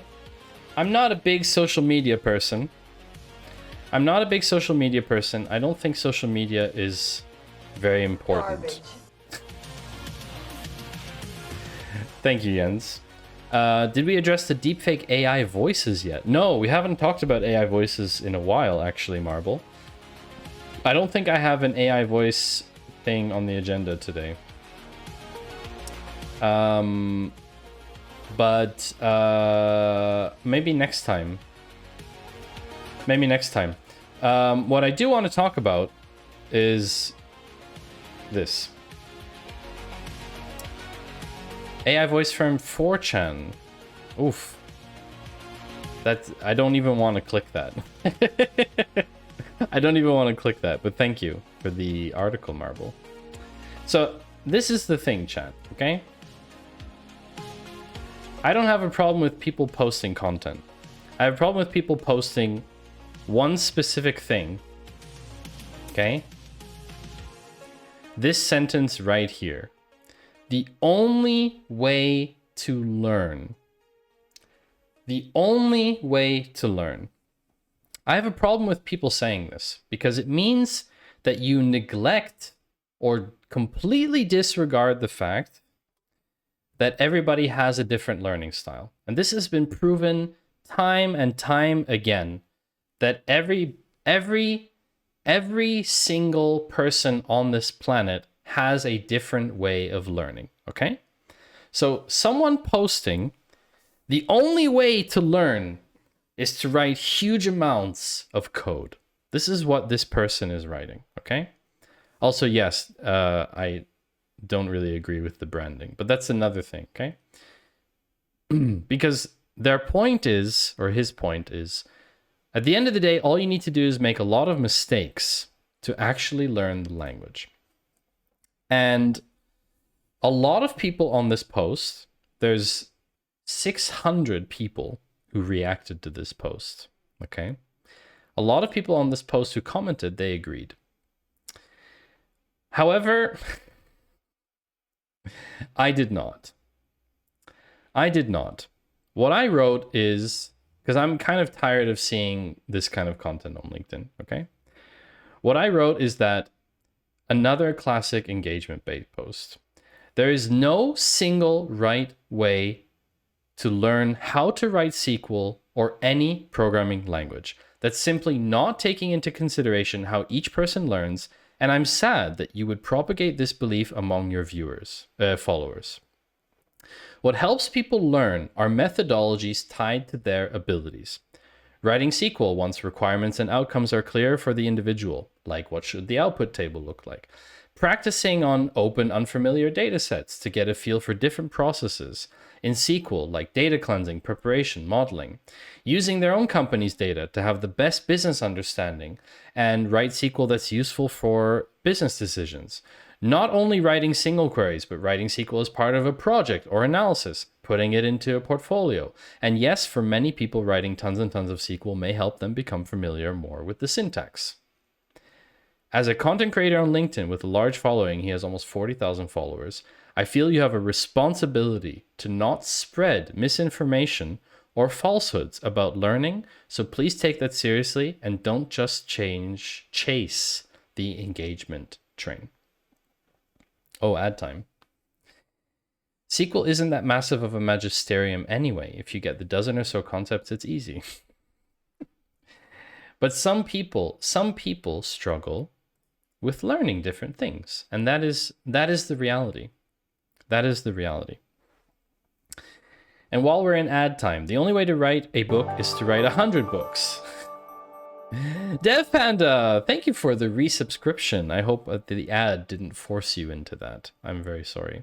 It's the same with people who say it doesn't matter. What truly doesn't matter is if you pick up dog poo in your hand, make a fist. It truly doesn't matter between which fingers the poo escapes. Using... Oh, nice try. Nice try, Jens. You almost got me. Yeah, it's fine. The thing is, okay, it's when people reply like this. It's when people reply like this that grinds my gears even more. This person is right. The only way to learn is to write lots of it under real scenarios. Same goes for playing a musical instrument. Lots of research into this. Okay, if you're gonna say something like lots of research into this, then add the damn citations for the research that proves your point, okay? If you're gonna say, oh, I have tons of research to back this up, then add the article that says lots of research into this, okay? Here's the citations. And you know what? Of course I use ChatGPT to help me find the citations. Of course. Of course I did.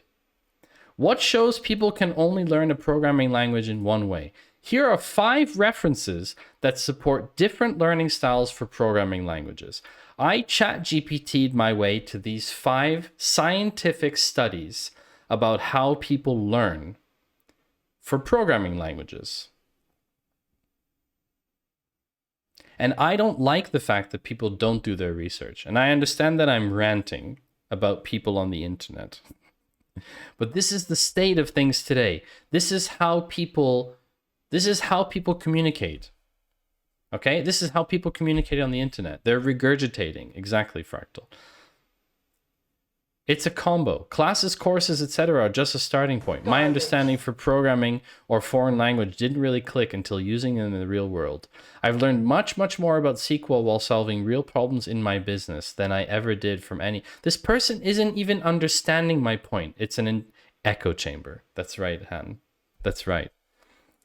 Have you considered shouting at the cloud? No, I haven't, actually, Dev Panda. But thank you, Dev Panda, for subscribing, by the way, in case you didn't hear me when you were in an ad, or if you subscribed because you were in an ad, okay? What I think is funny about this, okay, this person, I don't know him. I'm not judging him, but it says a lot about you. It says a lot about you as a person when you post something like this and you get 40 comments and you don't reply. Okay? You just paste links to people and you don't actually reply in the comments to all these people writing things on the post that you took time to make. Okay? It says a lot about you. I'm just saying that. Rant over. Rant over, chat.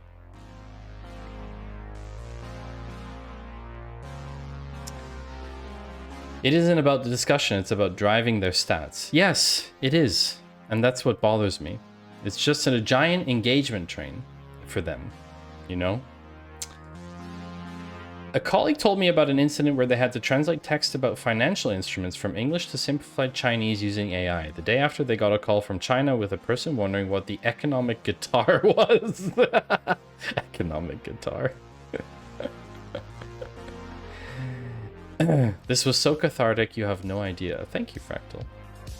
Sometimes I just have to say things on my mind. Normally I keep those things to myself. I don't want to rant about them or offload onto all of you, but this is really a situation where I'm like, you cannot ever say, this is the only way to do something. You can't say that. Because it would imply that you have experienced all of the ways, which is actually impossible, right? Unless you are Yoda. Exactly. But I could never say, this is the only way to write this in SQL. I could never say, this is the only way to live stream. I can't say that because I haven't done all of the ways. That's the point. I haven't done all the ways. And unless you are some kind of, or unless you think of yourself as some kind of demigod, you can't say that. It's just not right. Building and making things in said language is a great way to learn. It's not black and white. It's not the only way. There's more to it. That's right, Aiden. Exactly. Great response. I agree with your viewpoints to the only way to learn phrasing. The only way to learn how to stream is to stream. That is not false. Oh, that's okay. Oh boy. Okay.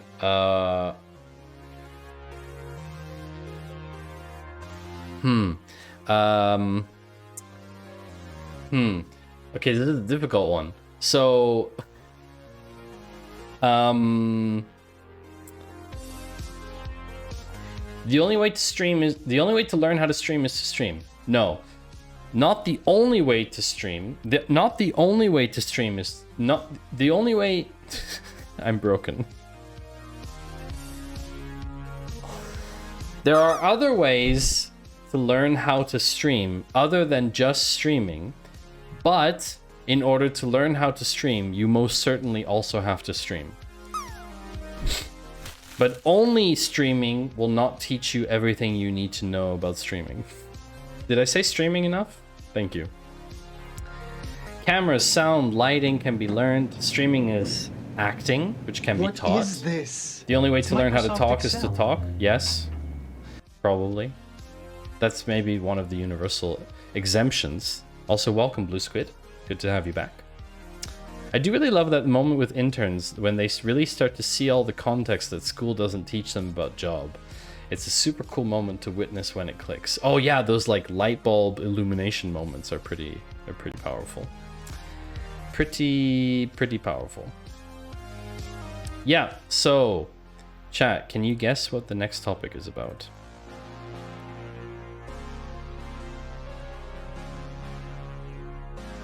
Can you guess?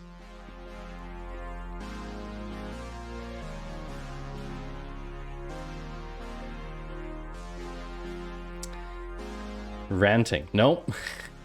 You say the only way a lot. Made you think about... Okay, I don't know what this video is. Hold on. What's this video, Jens? I don't think it's the Rickroll. Oh, it's a song. Okay. I can't play it. It'll be... Yeah, but it'll get DMCA'd. Can't play it. As I have absolutely no context about prior topics. ChatGPT? No. I'll give you a clue. Musk. And it's not Twitter. Not Cakes and Muffins, Dev Panda. Not Cakes and Muffins. No, we are talking about Tesla. Tesla is being investigated by the US Justice Department. Not Musk the clone, Musk the person. Also, I love that they put a potato in the car. Ian, congratulations on landing. Oh. Jay Walter. Take care, Jay Walter. Have a good one. Tesla's being investigated. Why was that caps, though? Tesla's being investigated. The so-called 10K filing. Oh, that's the inflatable pilot from Airplane. I thought it was a potato. Thank you, Blue Squid, for correcting me. Welcome out. Cars are death traps and poorly made. The safety ratings are pretty good, though, Fractal. Tesla filed its annual 10K report with the Securities and Exchange Commission, and the document confirms that among the many open federal investigations into the company, the US Department of Justice is looking into the automaker's controversial driver assistance features, aka AI-assisted driving. In the section detailing certain investigations and other matters, wow, what a title for a section. The 10K briefly describes Tesla being subpoenaed by the SEC following CEO Elon Musk's tweets about taking the company private in 2018. That investigation led to a consent decree with the regulator, but did not mark the end of the company's SEC headache. In February 2022, the SEC was investigating Musk and his brother for potential insider trading. Separately, on top of all of that, the company has received requests from the Departments of Justice related to their autopilot and full self-driving features. Wow. Yeah. Okay. That's not good. I don't think they are. They've asked Tesla to disclose extra accident data for a reason. Yes, so I know about this.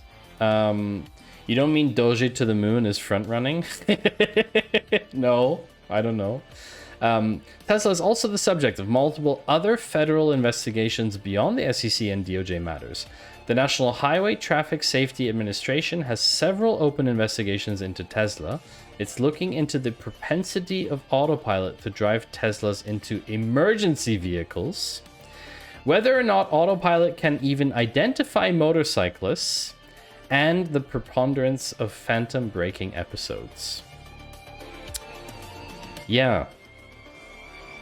What do we take away from this, chat? What is the takeaway for you from this topic, from this article? My takeaway from this is quite clear. I think that Tesla is pushing the boundaries when it comes to AI-assisted driving and technology. And I think that it is not ripe for widespread use yet on the road. And what we are experiencing is basically a conflict of both the innovation of a company and the current kind of legal landscape and situation that we are in. And ultimately what it comes down to is, if there were 100% AI-driven vehicles on the road, we wouldn't be talking about these problems. But the reality is that we have a mixture of AI and human, and we will continue to have that mixture for a very, very long time. EV in general is a young technology in its current form. I fully expect mine to blow up at any time. That's okay, fair. Regulators aren't equipped for it. Yes, that's also the problem. My take is if we wanted autopilot on cars, there are easier, more reliable ways to get it. That's true, Marble. Ignoring the legal landscape, innovation isn't ready if it can't see motorcycles and crashes into emergency vehicles. Yes, Blue Squid, I agree with you. It's not ready. A person wearing a t-shirt depicting a full stop sign makes Teslas and Google cars stop. Yeah, because it can't distinguish between a real stop sign and a person wearing a stop sign. Comma AI is pretty neat, though. I've been keeping my eye on it. What is Comma AI? I've never seen that before. Comma.ai. Open Pilot, an open source advanced driver assistance system. Ooh. 200 plus car models. Really? This is cool. Install in your car harness in about 30 minutes. No permanent modifications, no professional installation. Your takeaway, Aiden, is that Musk is a lying con artist. That's pretty cool.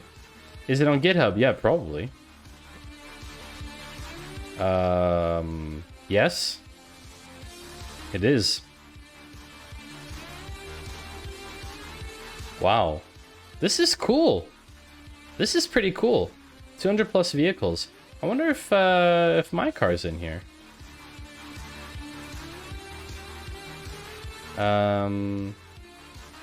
View 200 plus cars. Volkswagen.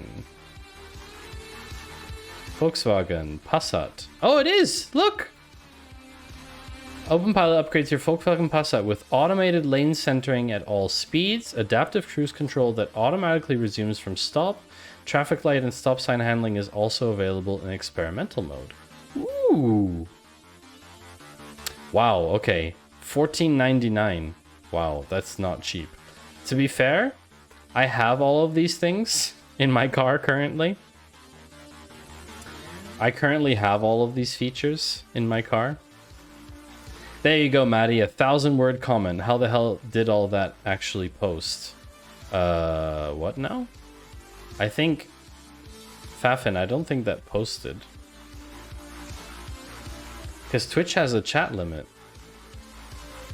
I mean, 1,000 character, if anything, not 1,000 words.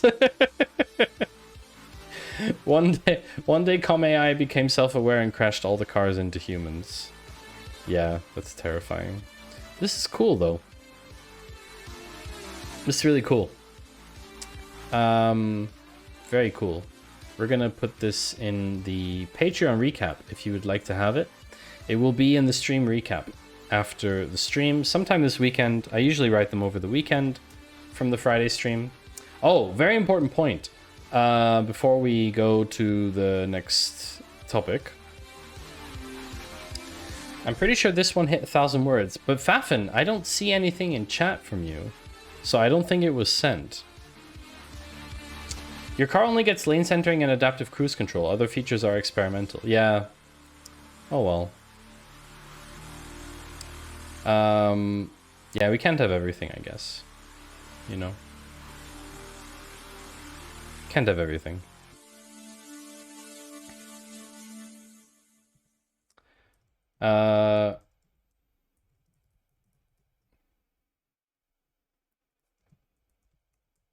So yeah. I have to scroll on my phone. I'm surprised Twitch quietly ate it. Yeah, so Fafin, on mobile, I think Twitch didn't tell you that it didn't send. You can always DM me in Discord. You can DM me the message. But I think on mobile, it's not telling you that it didn't send it. That's really weird. 1,000 words? There's no way that it sent that. No chance. Zero chance. Twitch's chat, I think, is 500 character limit. Not 500 words, 500 characters. Yeah. Anyway, yeah. So chat, guess what? I'm being replaced. I'm being replaced. I just started my new job in January, but it already turns out that I am being replaced already by AI. Thank you, Blue. Thank you very much. I appreciate that. You were test driving a fully spec'd Volvo V90. It has all the systems ready for autonomous driving. The only requirement is to have a finger on the steering wheel. Nice, Jens. Mercedes is the first manufacturer in the world where you do not need to have... it's the first manufacturer to have level 3 approved, which means that you no longer need to be in control of the car. I think we talked about that last week. But aren't we all getting replaced? That's where you went next. I think we're on similar servers, but I was going to DM it to myself to cut it up or something. Yeah. Also, thank you, Fractal. So, this guy, Ken... also, thank you, Exegete, for sending this to me, because Exegete sent me this article. Ken apparently wrote 26 recursive GPT prompts to replace an analyst. And he's talking about something called an analytics on-call rotation. So basically, every week they had a rotation, and if you had that rotation in that week, you basically got all of these ad hoc questions from different people in the business, like how many deals were done last week, blah, blah, blah. Which is a sign of a whole nother problem. but let's just ignore that for now. So the idea that something like analytics on call could be entirely replaced by a next token optimizer has been an idea I've been excited to try for a long time. I finally got a chance to sit down and try it this week. Yeah, it's a very interesting way of working. You keep seeing commercials for automatic parallel parking. It legit stresses me out, the idea of trusting it to do right. The automatic parallel parking is very good. It's very, very good. I've seen it in action and it's very impressive. So, how many seed deals were done? Here's the answer. Boom. Here's the SQL I used. Boom. Example of getting it something more complex right. What's the trend in total dollars raised for Series A deals between 2021 and 2022? On it. Here's the answer. Boom. Here's the SQL I used. Boom. Okay. Here's the example of getting something complex terrifically wrong. Watch your join conditions. Here's the answer. Where's the join condition? Okay. Definitely something wrong there. I'll pop on my desktop soon. I was out to the vet with the dog and so relieved to get good news, so rest and appreciation time for both of us. I am very happy to hear that for you, Fafin. Good news from the vet is always a good thing. Prompt to make ChatGPT crash. What are the equalities between all American city names and mean temperature and wind speeds in the Malacca Strait? Does that really make it crash? That's kind of funny. So basically, this is what happened. Ken, within a few hours, was very close to replacing this on-call function. So basically, it builds a prompt from the user's question. It schemas and sample data from the tables. It has like clear directions, right? It runs it through different models. It gets 5+ completions. It executes, picks the best result. I don't know what best result means. And then hook it up to a Slack bot, which is easy. Oh yeah, 90-degree wheels. Hell yes, that would be awesome. So, generate a candidate query, quality check the SQL with GPT. So ask it to spot errors in its own code. Run the SQL against the table. If there was an error or no result, ask GPT to fix the query and just keep looping. And otherwise, return the result. So, this is like 20 calls to get to a single question. This is the same process that a junior analyst would use to arrive at the answer. In this case, it takes 15 seconds and costs $1 in credits versus $50 and 1 hour for the analyst. You have a lot of leeway there to use even more crazy prompt pipelines before the ROI gets bad. So this is pretty interesting. There's a template app in this thing called Pattern Studio. So I've never used Pattern Studio before, but I think it's pretty impressive. You can basically just build stuff, which is kind of awesome. You can build pipeline in SQL, you can store data in tables, you can set up endpoints, you can execute, you can visualize, and you can document. I mean, it's kind of awesome, to be honest. Anyway, yeah, I mean, it's their product, just to be fair, but yeah. So what happened then? So he used data from Crunchbase. He built an initial prompt.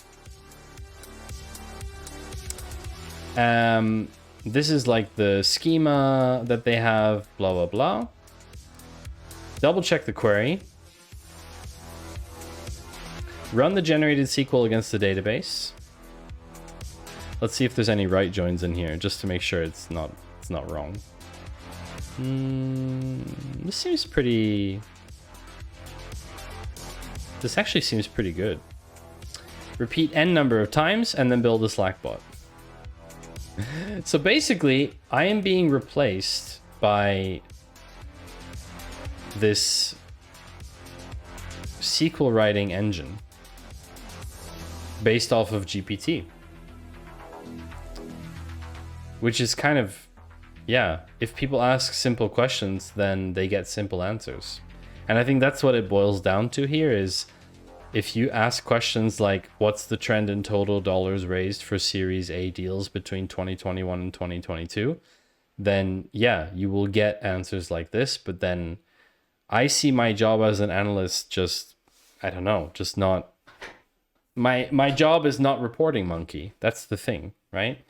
My job is decision engineer. I help people make better decisions using data. And this is like level 1 of 10, right? This is maybe where you start out with.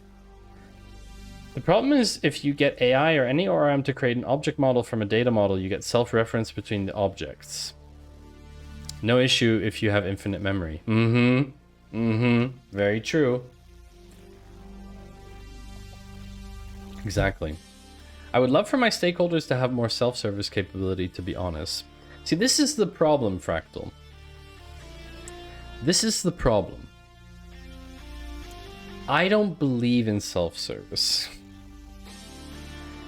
And I know we've had this discussion before. But there's a simple reason why I don't believe in self-service, okay? Because asking questions in self-service don't actually generate value.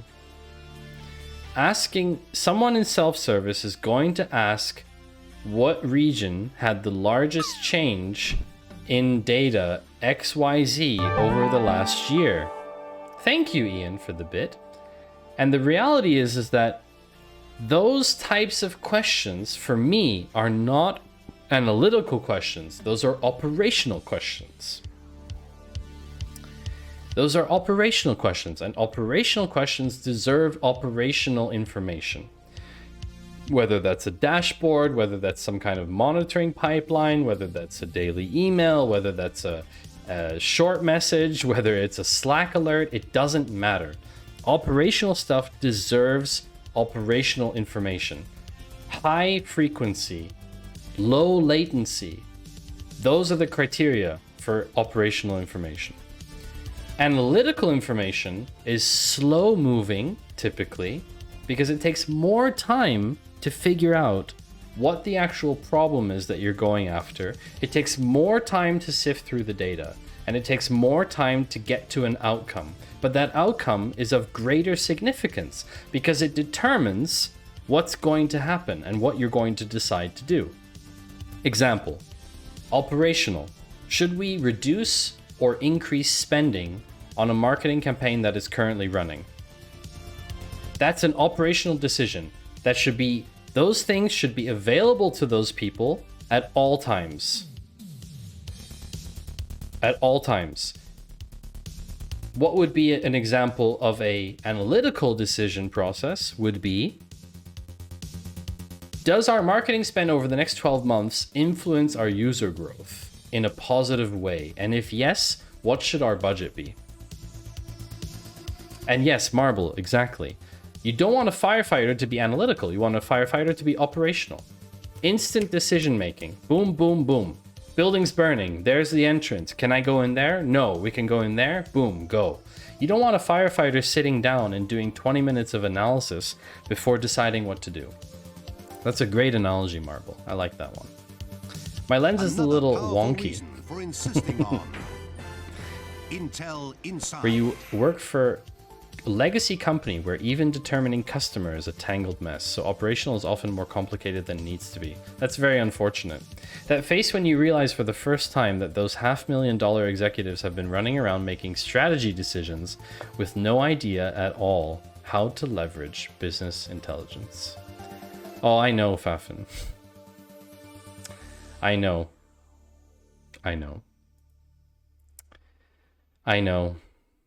You just cited the Venga boys. What? What? What do you mean? I cited the Venga boys? I'm very confused. We'll have an ad break, chat. I need to get some water, and we'll play some clips for you, and I will see you in a moment.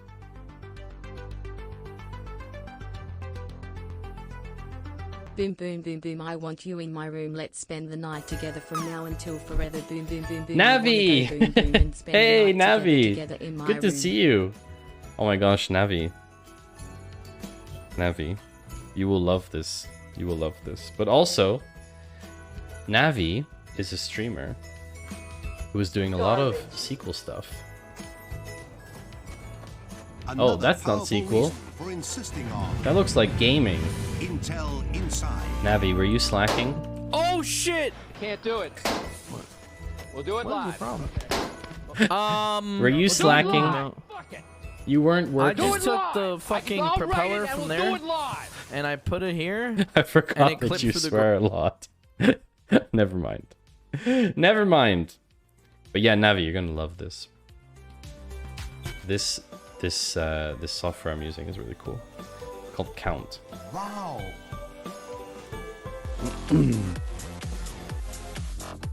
You just like to send Morse code with your cheeks. Fine. I'll say I'm sorry. No, be sincere. Like this. Wow, that is. I'm sorry. That is terrifying. I'm sorry. I'm sorry. The filter you switch to at the end is the I'm scariest. sorry. I'm sorry. I'm sorry. I'm sorry. I'm sorry. I'm sorry. Good, that's the one. It's late. It's late. It took me a second to get that one.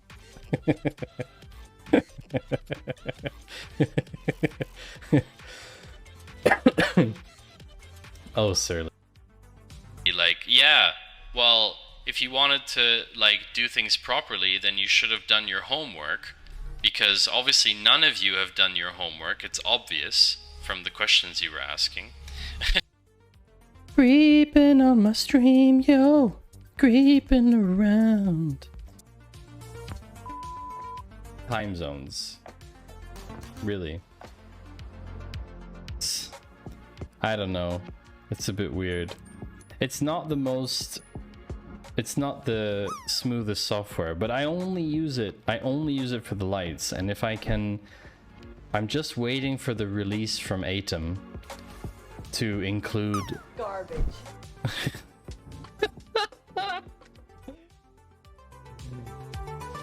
That garbage timing was very, very good.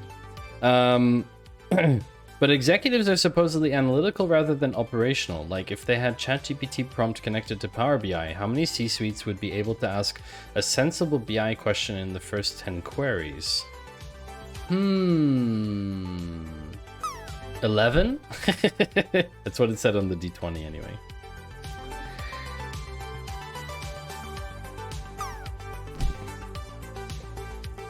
Maybe 11.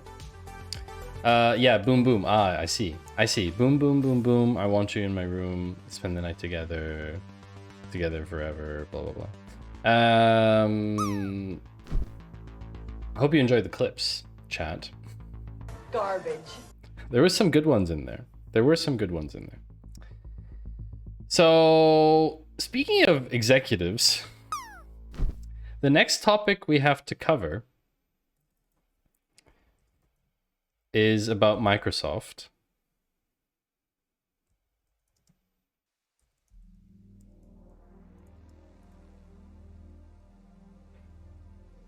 And I don't think any of you are going to guess what it's about. I will continue to surprise you. Also, wow, that is a... Jens, that is a terrifying emote. Nope. Microsoft Teams is getting better thanks to AI. Roll a d20 for percentage. Don't multiply by 5. We aren't going to get over 20%. It's also not about SQL Server. Nope. Not ChatGPT again either. This is what Microsoft is doing. They're doing some kind of setup thing for webinars. Blah blah blah. Product launches.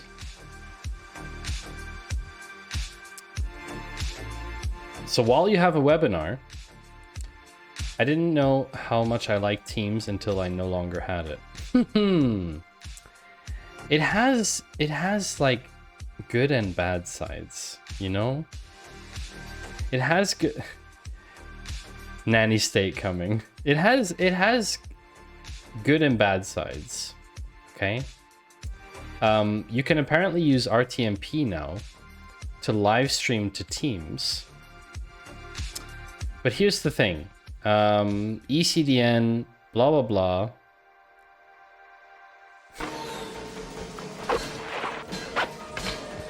I trolled all of you.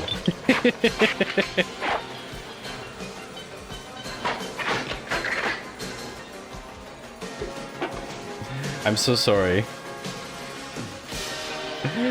I'm not... It has nothing to do with AI, chat. Microsoft Teams now has a native Stream Deck integration.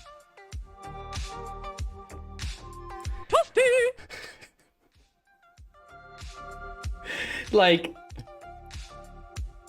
okay.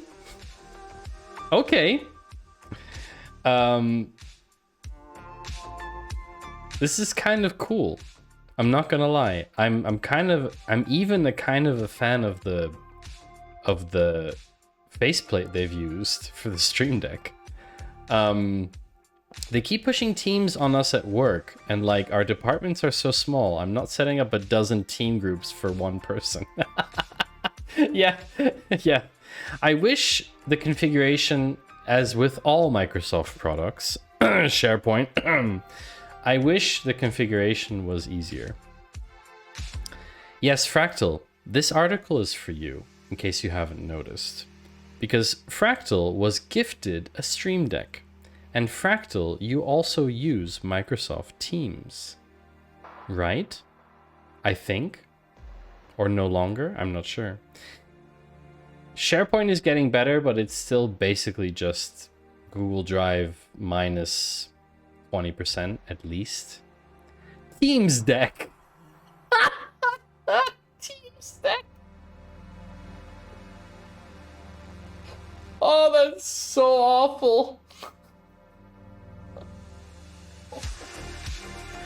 Teams Deck. Been working on Mac for a while. Now I got a day job to fund my startup. It's a Microsoft joint. The company computer is in total lockdown. No USB, everything is logged, and Microsoft Viva is reminding me of tasks that I have outstanding. That sounds like a very, very, very corporate job, Jens. That sounds super corporate. On Google Suite, horrible Google Suite. Google Workspace, I actually thought it was pretty good. I didn't like Hangouts or Meet. I didn't like Hangouts. The chat, the Google chat, I didn't like that at all. Stop phone. No, stop. I didn't like it. Oh, 14 FTEs, really? Wow, must be hyper security though. Okay. So the new plugin enables you to do the following things in Microsoft Teams. Toggle the camera, mute, record, background blur, on and off. Leave the meeting, that's my favorite. A hotkey to leave the meeting. That is literally the way that you can tell people, this meeting doesn't mean anything to me. I'm going to leave you. Goodbye. Yes, Google Drive search is horrible. I will agree with you. Display live reactions, including applause, laugh, like, love, and wow. Raise or lower hand. And honestly, this is kind of awesome. I actually think this is pretty cool, because I have a Stream Deck, and if I open Teams, it can switch context automatically. So I think I might actually be doing this. Provided that work approves my bring your own device policy. Because right now, they have not. Yet. To leverage this integration, ensure you have the latest version of Elgato Stream Deck plugin installed, blah, blah, blah.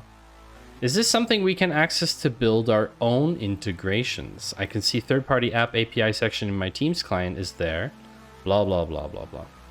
Likely not supported, but I'm building an integration as I type this, and I reverse engineered the possibilities. It's a WebSocket. Ooh, so someone already started building other stuff. Hotkey to leave the meeting. Back in my day when phones were attached to walls, we had that too. It's called hanging up. I knew someone would say that. No, but in general, I have to applaud Microsoft for this one.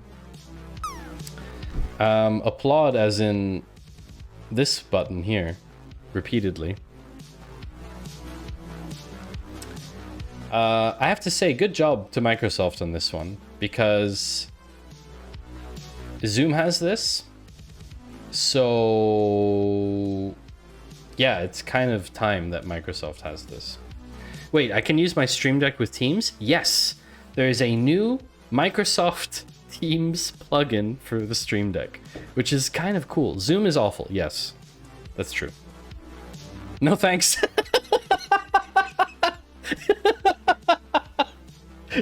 Sorry, that was such a great...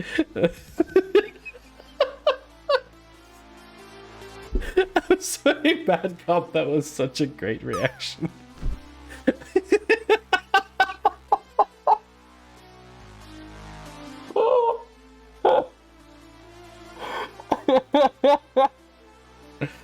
Oh, that's so funny. Teams also has video backgrounds. Yeah. Elgato of JavaScript and C++. I'm not sure. I'm not sure, actually, to be honest. You can do that with the touch bar on Mac in Zoom. Yeah, but you have to have the window in focus. That's the thing, XE. You'd have to have the Teams window in focus, and I don't. I just have the Teams window open, and maybe I'm writing in a document or whatever. Taking notes during the meeting like a good person would, right? So yeah, I've survived without ever having to use Zoom, hoping to keep that trend. You've never used Zoom? Not even for a webinar or something? Wow, that's impressive. That's very impressive. Bad cop, you haven't used Teams. Okay, that's more believable. That's a lot more believable. Hey, Lemonade Chick. No, Fractal, get out of here. You've never used Slack? No way.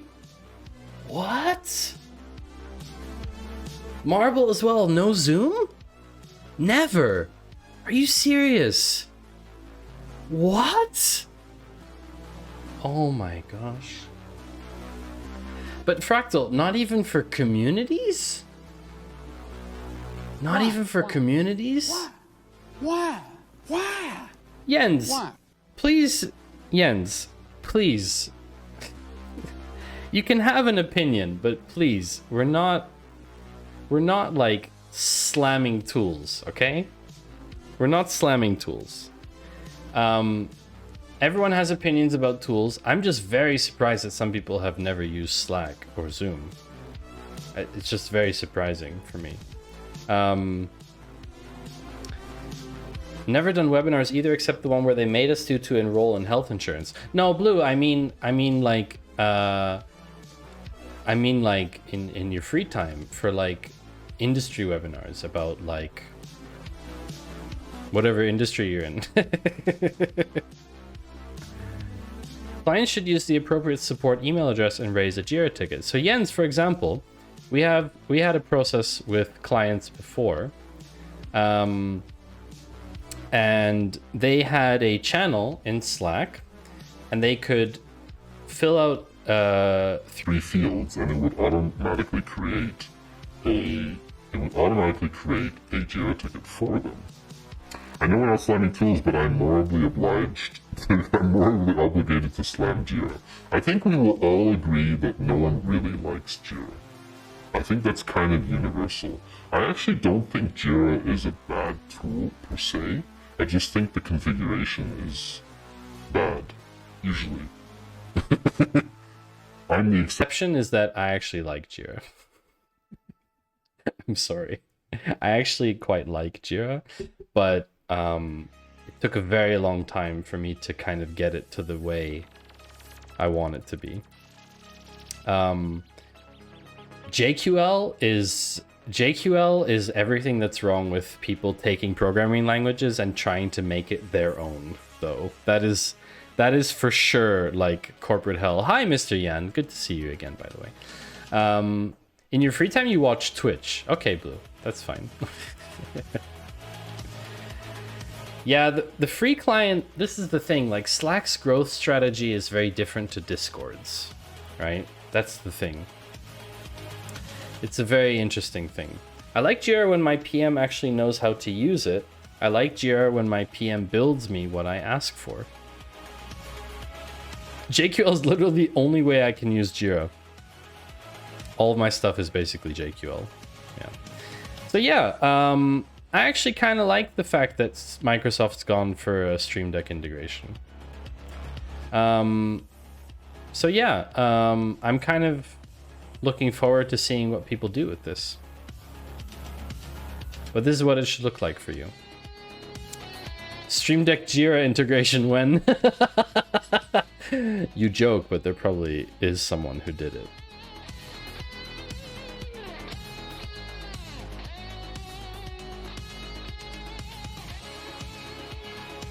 I can't believe I'm... Oh no. Someone's done it. Of course. Of course. Of course it exists. Of course. Why wouldn't it? What have we done, chat? What have we done? Why? But it actually though, I might go full on... Hold on a second, chat. I might actually go full on, like, absurd, like obsessive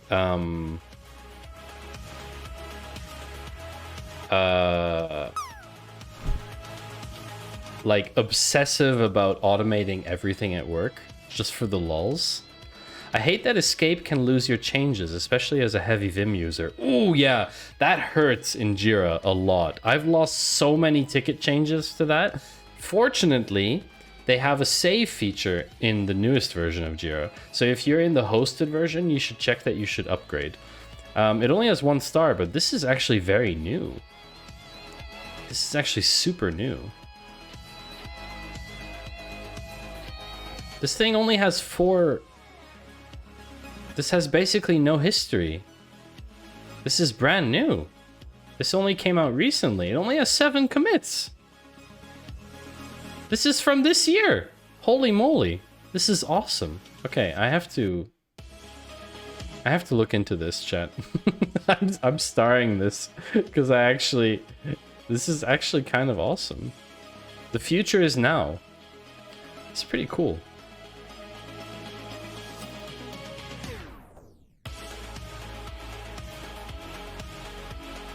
This is awesome. This is really cool. I just need an API token. Done. Yeah, that's really cool. Okay, so we're gonna include that in the recap. Next. Who heard about this?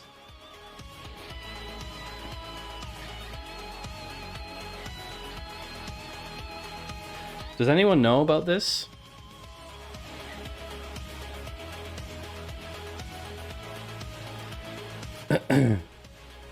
This maintainer is going to wonder what the heck happened when he gets 20 stars out of the blue on a 3-week-old project. Ooh. There's one in the plugin store as well. Nice. Okay. Everybody star the repo, because that's actually kind of awesome. Hold on. Everybody go here and star this repo. Wow. Honestly, that's pretty cool. I'm really impressed that someone did it. This is the type of thinking that we need, you see? This is the type of thinking that we need. Anyway, Twitch banned a channel, which happens a lot. But here's the thing. This isn't the first time that something like this has happened, by the way. I would need to go find the other example for you all, but it happened about a month ago as well. So there has been this 24/7 channel running on Twitch, which is a kind of Seinfeld-like show. Basically, it was streaming AI-generated episodes of the 90s sitcom Seinfeld. The channel is called Watch Me Forever, and it was a generative stream. So basically, it's just continually generating content, so it's 24/7. And it was banned for 2 weeks after a situation came up. So why did this happen? Because who knew? Who knew about this? We have to be a little bit careful because we cannot play the clip of why it was banned on here because we are on Twitch right now live. If you're watching this on YouTube after the fact, then I'm sorry, but I can't play this clip for you right now, but you can go and watch the clip. If you just Google for it, you'll find it. This is bad. Basically, what happened was it started to get more offensive. It started to get more offensive around a week after non-stop streaming. And basically, what happened is it made a joke about being transphobic and homophobic. And yeah, the actual joke is that no one finds the actual joke funny in the show. No one finds that joke funny anyway. So yeah, Garbage. it's bad. It's very bad. It's very bad. And what's bad is it's not surprising because generative AI typically has that. And look, it's not the first time. AI VTuber Neurosama, this happened a month ago, was very, very, very controversial and eventually was also banned because Neurosama is, again, generative, was denying the Holocaust. And so, yeah, the ban is apparently 2 weeks, but you never really know if the channels will come back. So yeah, what does this teach us, chat? It's very simple. When you train your edgy AI using 4chan, exactly. It teaches us that no matter how much you want it to happen, generative AI is, in any form of training on public data, is always going to do something like this. I don't think there's any possible scenario where you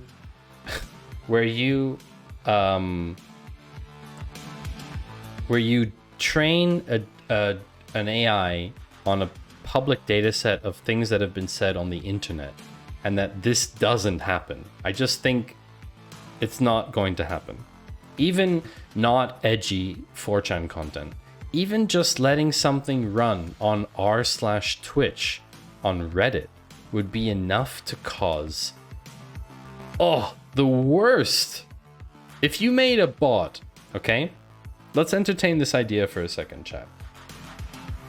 Let's say that we made a generative AI that would tell people how to stream.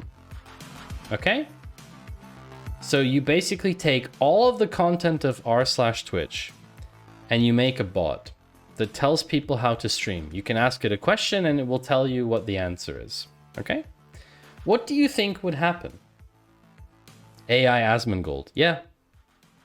You would just end up with some rude, twitchy, very biased, probably racist streamer telling you how to stream. What link is this, Jens? And should I be removing it from chat? What is this? Now, I've seen... Oh, yeah. The AI Asmongold thing. Yeah. I don't watch big streamers. Yeah, I don't watch big streamers for exactly that reason. Because their content's not interesting. So, yeah, I mean, we were discussing this earlier. That basically, Twitch is... The study about monetization on Twitch basically confirmed this.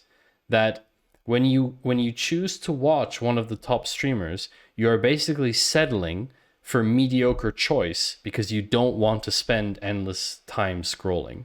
I even changed the title of my stream to be indefinitely scroll for the perfect broadcast. So yeah. Anyway,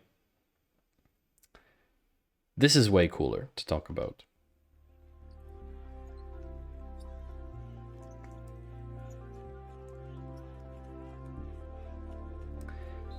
this is going to happen. So we have generative imagery, we have text generation. Everybody knew the next thing was going to be video. Why? Because it's just a given that we want to have generative video. It's just the next logical step, okay? The original startup that launched Stable Diffusion has launched a generative AI for video. So this is going to be kind of nuts. Now, there's a disclaimer here. This can only change the visual style of existing video. It cannot create video from scratch yet. However, this is so cool, okay? This was the model, okay? And this is what came out. So basically, the startup that created Stable Diffusion is called Runway. And they've released this AI model that can transform existing videos into new ones by applying any style specified by a text prompt, which is cool that we can prompt that, or reference image. And that's the part that I'm super excited about. Because imagine that you don't have to describe the style anymore. You can just pick a screenshot from a video or an image that you have, and you can get that style in another video. I mean, it's just, wow. Video AI prompt. Maddie Two Shoes in a bunny onesie, holding and petting a bunny, feeding the bunny a carrot, with Bugsy saying, "What's up, dog?" I feel like copyright problem there. It's called Gen 1. It's called Gen 1. So we can probably see at some point a Gen 2 or Gen 3, which will actually generate real video. I also believe that 2023 is all going to be about video. Last year was all about imagery. This year is all going to be about generative video. So they collaborated back in blah, blah, blah. Gen 1 represents a new start for Runway. It follows a smattering of text-to-video models, including Make a Video from Meta, Finaki from Google, both of which can generate very short video clips from scratch. Okay, so those can generate from scratch. That might be unironically old enough to be public. Oh yeah, actually, true, could be. Dream Mix is a generative AI from Google, which came out last week, that can create new videos from existing ones by applying specified styles. But Gen 1 appears to be the most qualitative until now. It's because it transforms existing footage. It can take much longer footage. Anyway, unlike Meta and Google, Runway has built its model with customers in mind. This is one of the first models to be developed really closely with a community of video makers. And this is the key thing. This is going to help people do better video work. Okay? So we don't have access to it yet. This is also going to be very expensive to run. The server power required to do this is insane. But yeah, this is really super cool. Super cool. I can also really recommend the MIT's stuff in general. Technology review about their whole AI topic, because they have a lot of articles. We've looked at a couple in the past, and they're super interesting. Yeah. And not last but least, before the mandatory ad break, no, we're actually going to snooze that. Google released their generative chat model. Now, you may have noticed in the news that it's made a very big boo-boo, and that Google's stock dropped about 100 million. Google has introduced something called Bard. They have been working on this for a very long time. They were waiting. They were waiting for the right moment. And I'll tell you what the right moment was. The right moment was Microsoft investing in OpenAI. That was the moment where Google said, oh crap, we need to do something now. That was the moment. So what is it going to do? It is going to help you get better search results by being more generative. It's probably going to eliminate to some extent SEO optimization. But you are able to interact more naturally with AI, with search, with Google search.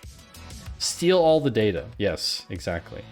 So yeah, it's kind of a big thing. Now the two big search companies have both brought out a generative AI.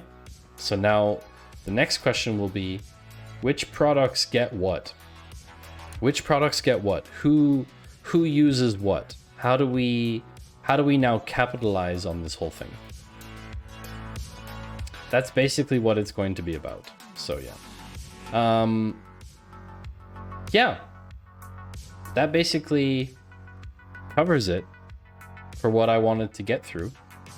I want to ask you all a question. On Monday, I have 2 potential ideas for a stream. I have 2 potential ideas for a stream, and I'd like to float 2 ideas to you. Okay? Idea number one is I would like to do an analysis. I would like to do an analysis of the layoffs that have taken place over the past year, and not how many layoffs per company or whatever, because we have all that information, but I'm trying to look at where those people have gone. So where did the 200 and something odd thousand people who have been let go from various companies over the past 12 to 16 months, where have they ended up? Where did they get hired? Has there been a big shift in the workforce? Did they go abroad? Did they move to a different location? Like, what happened there? It's pretty complicated, but I'd like to start it on stream to get a lot of input from all of you. That's option A. Option B is I would like to play around with a data visualization tool. I won't tell you the name. I will just tell you that it involves a lot of configuration and kind of semi-code, let's say. I would like to visualize some stuff. Really advanced visualization, where you can really customize everything. And no, it's not D3, just to put that out there. And no, it's not Microsoft Excel. What is this? It's Microsoft Excel. So those are two options for next week. I would like to know what you think, chat. What do you think is like a better topic? I know it's a bit difficult talking about layoffs. I know a lot of people have been doing it, but I think it's important to talk about. It's just very complex, and I'm not so sure it's a good stream topic. Seeing as I'll be, fetching data from places and, cleaning it up and stuff that's really just, really rough. A and then B the week after. Could also do that. Fractal says B, because tired of hearing about layoffs. Yeah. I understand. Maybe we should lay off the layoffs. That's what I was kind of hoping to hear from you, chat, is that no one really wants to hear about the layoffs. I think it's a really, really, really interesting analysis, and I might just do it on my own time and then maybe release a video about it. From a different angle. Like I'm not so interested on the amounts of like, this is how many people have lost their jobs, because it's a horrifying situation for a lot of people. But kind of from the angle like, where did these people go? So yeah.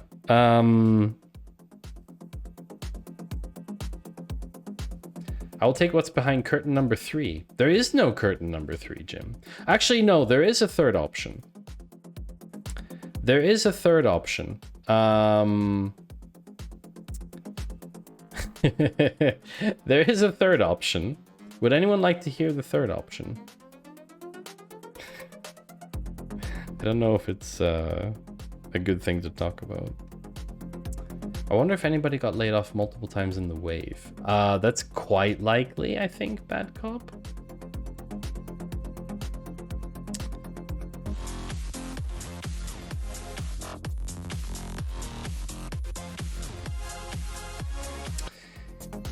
Dear Maddie, I gotta hit the sheets now. Thanks for streaming, raising interesting questions, and not going full paranoia on the whole AI hype. The human factor will prevail, even for data scientists who doesn't use right joins. Have a great weekend and see you around. Thank you, Jens, for hanging out with us as usual. I'm gonna be wrapping up soon as well. And yeah, I'm just curious which topic we should go for. In theory, I don't need to prepare either of them, so it could go either way.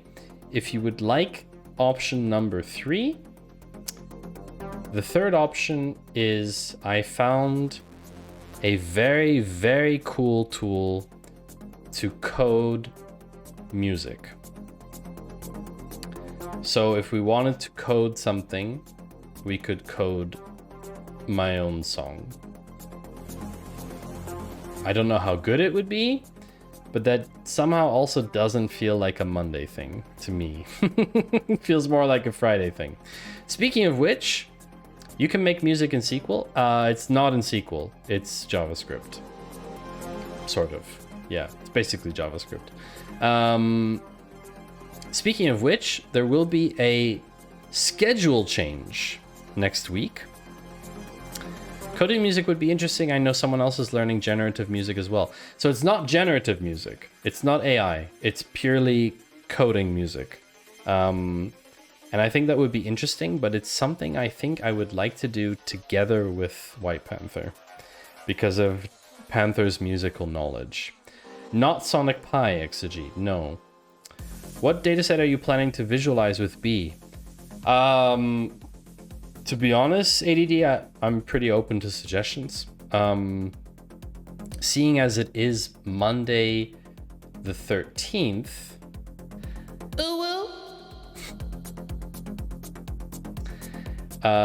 Seeing as it is Monday the 13th and Tuesday the 14th is Valentine's Day, maybe we could take a data set that is somehow love related.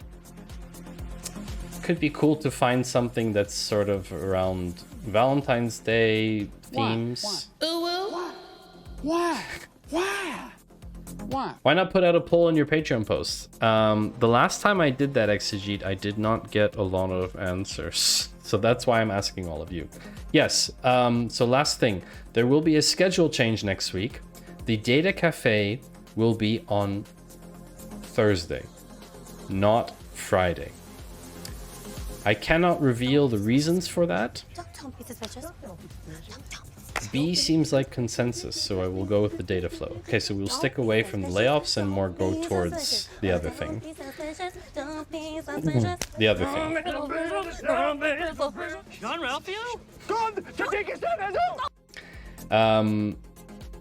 Yeah, so there will be no stream next Friday. It will be Thursday instead. And we will probably start 1 hour earlier, but I'm not 100% certain on that. Watch works as intended, yes. Yes, it does. So yes, remember next Thursday, but I will mention it again on Monday anyway. So yes, that's it. That's it for today, chat. I think it's time. It is time to say good night and goodbye. Yes, good night to you, Jens.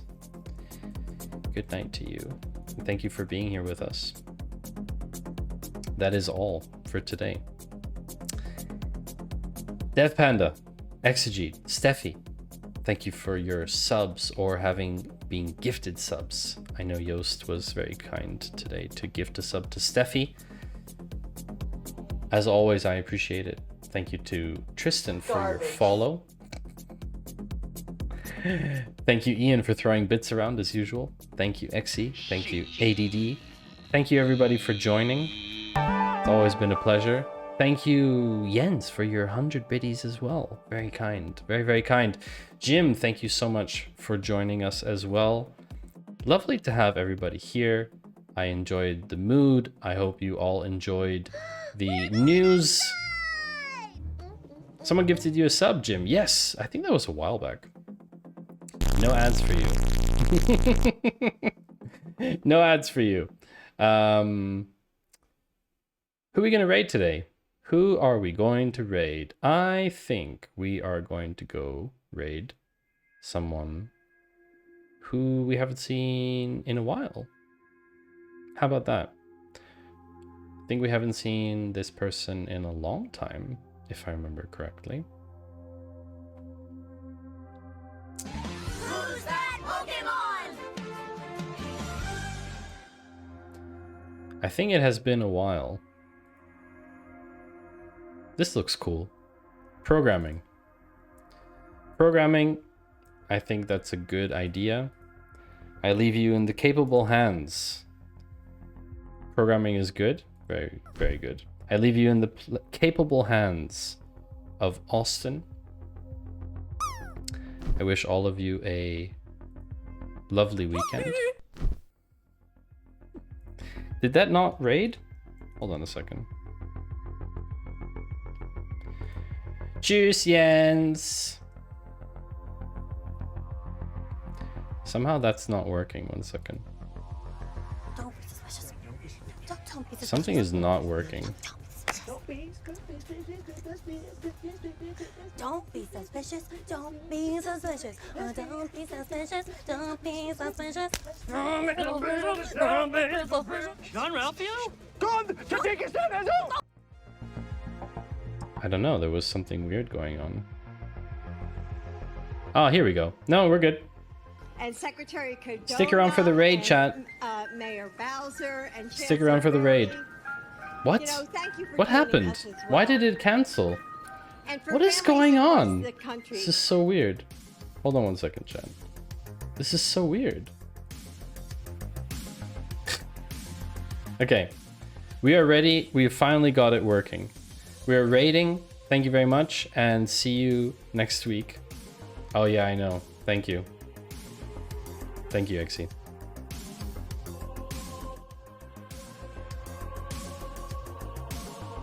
garbage.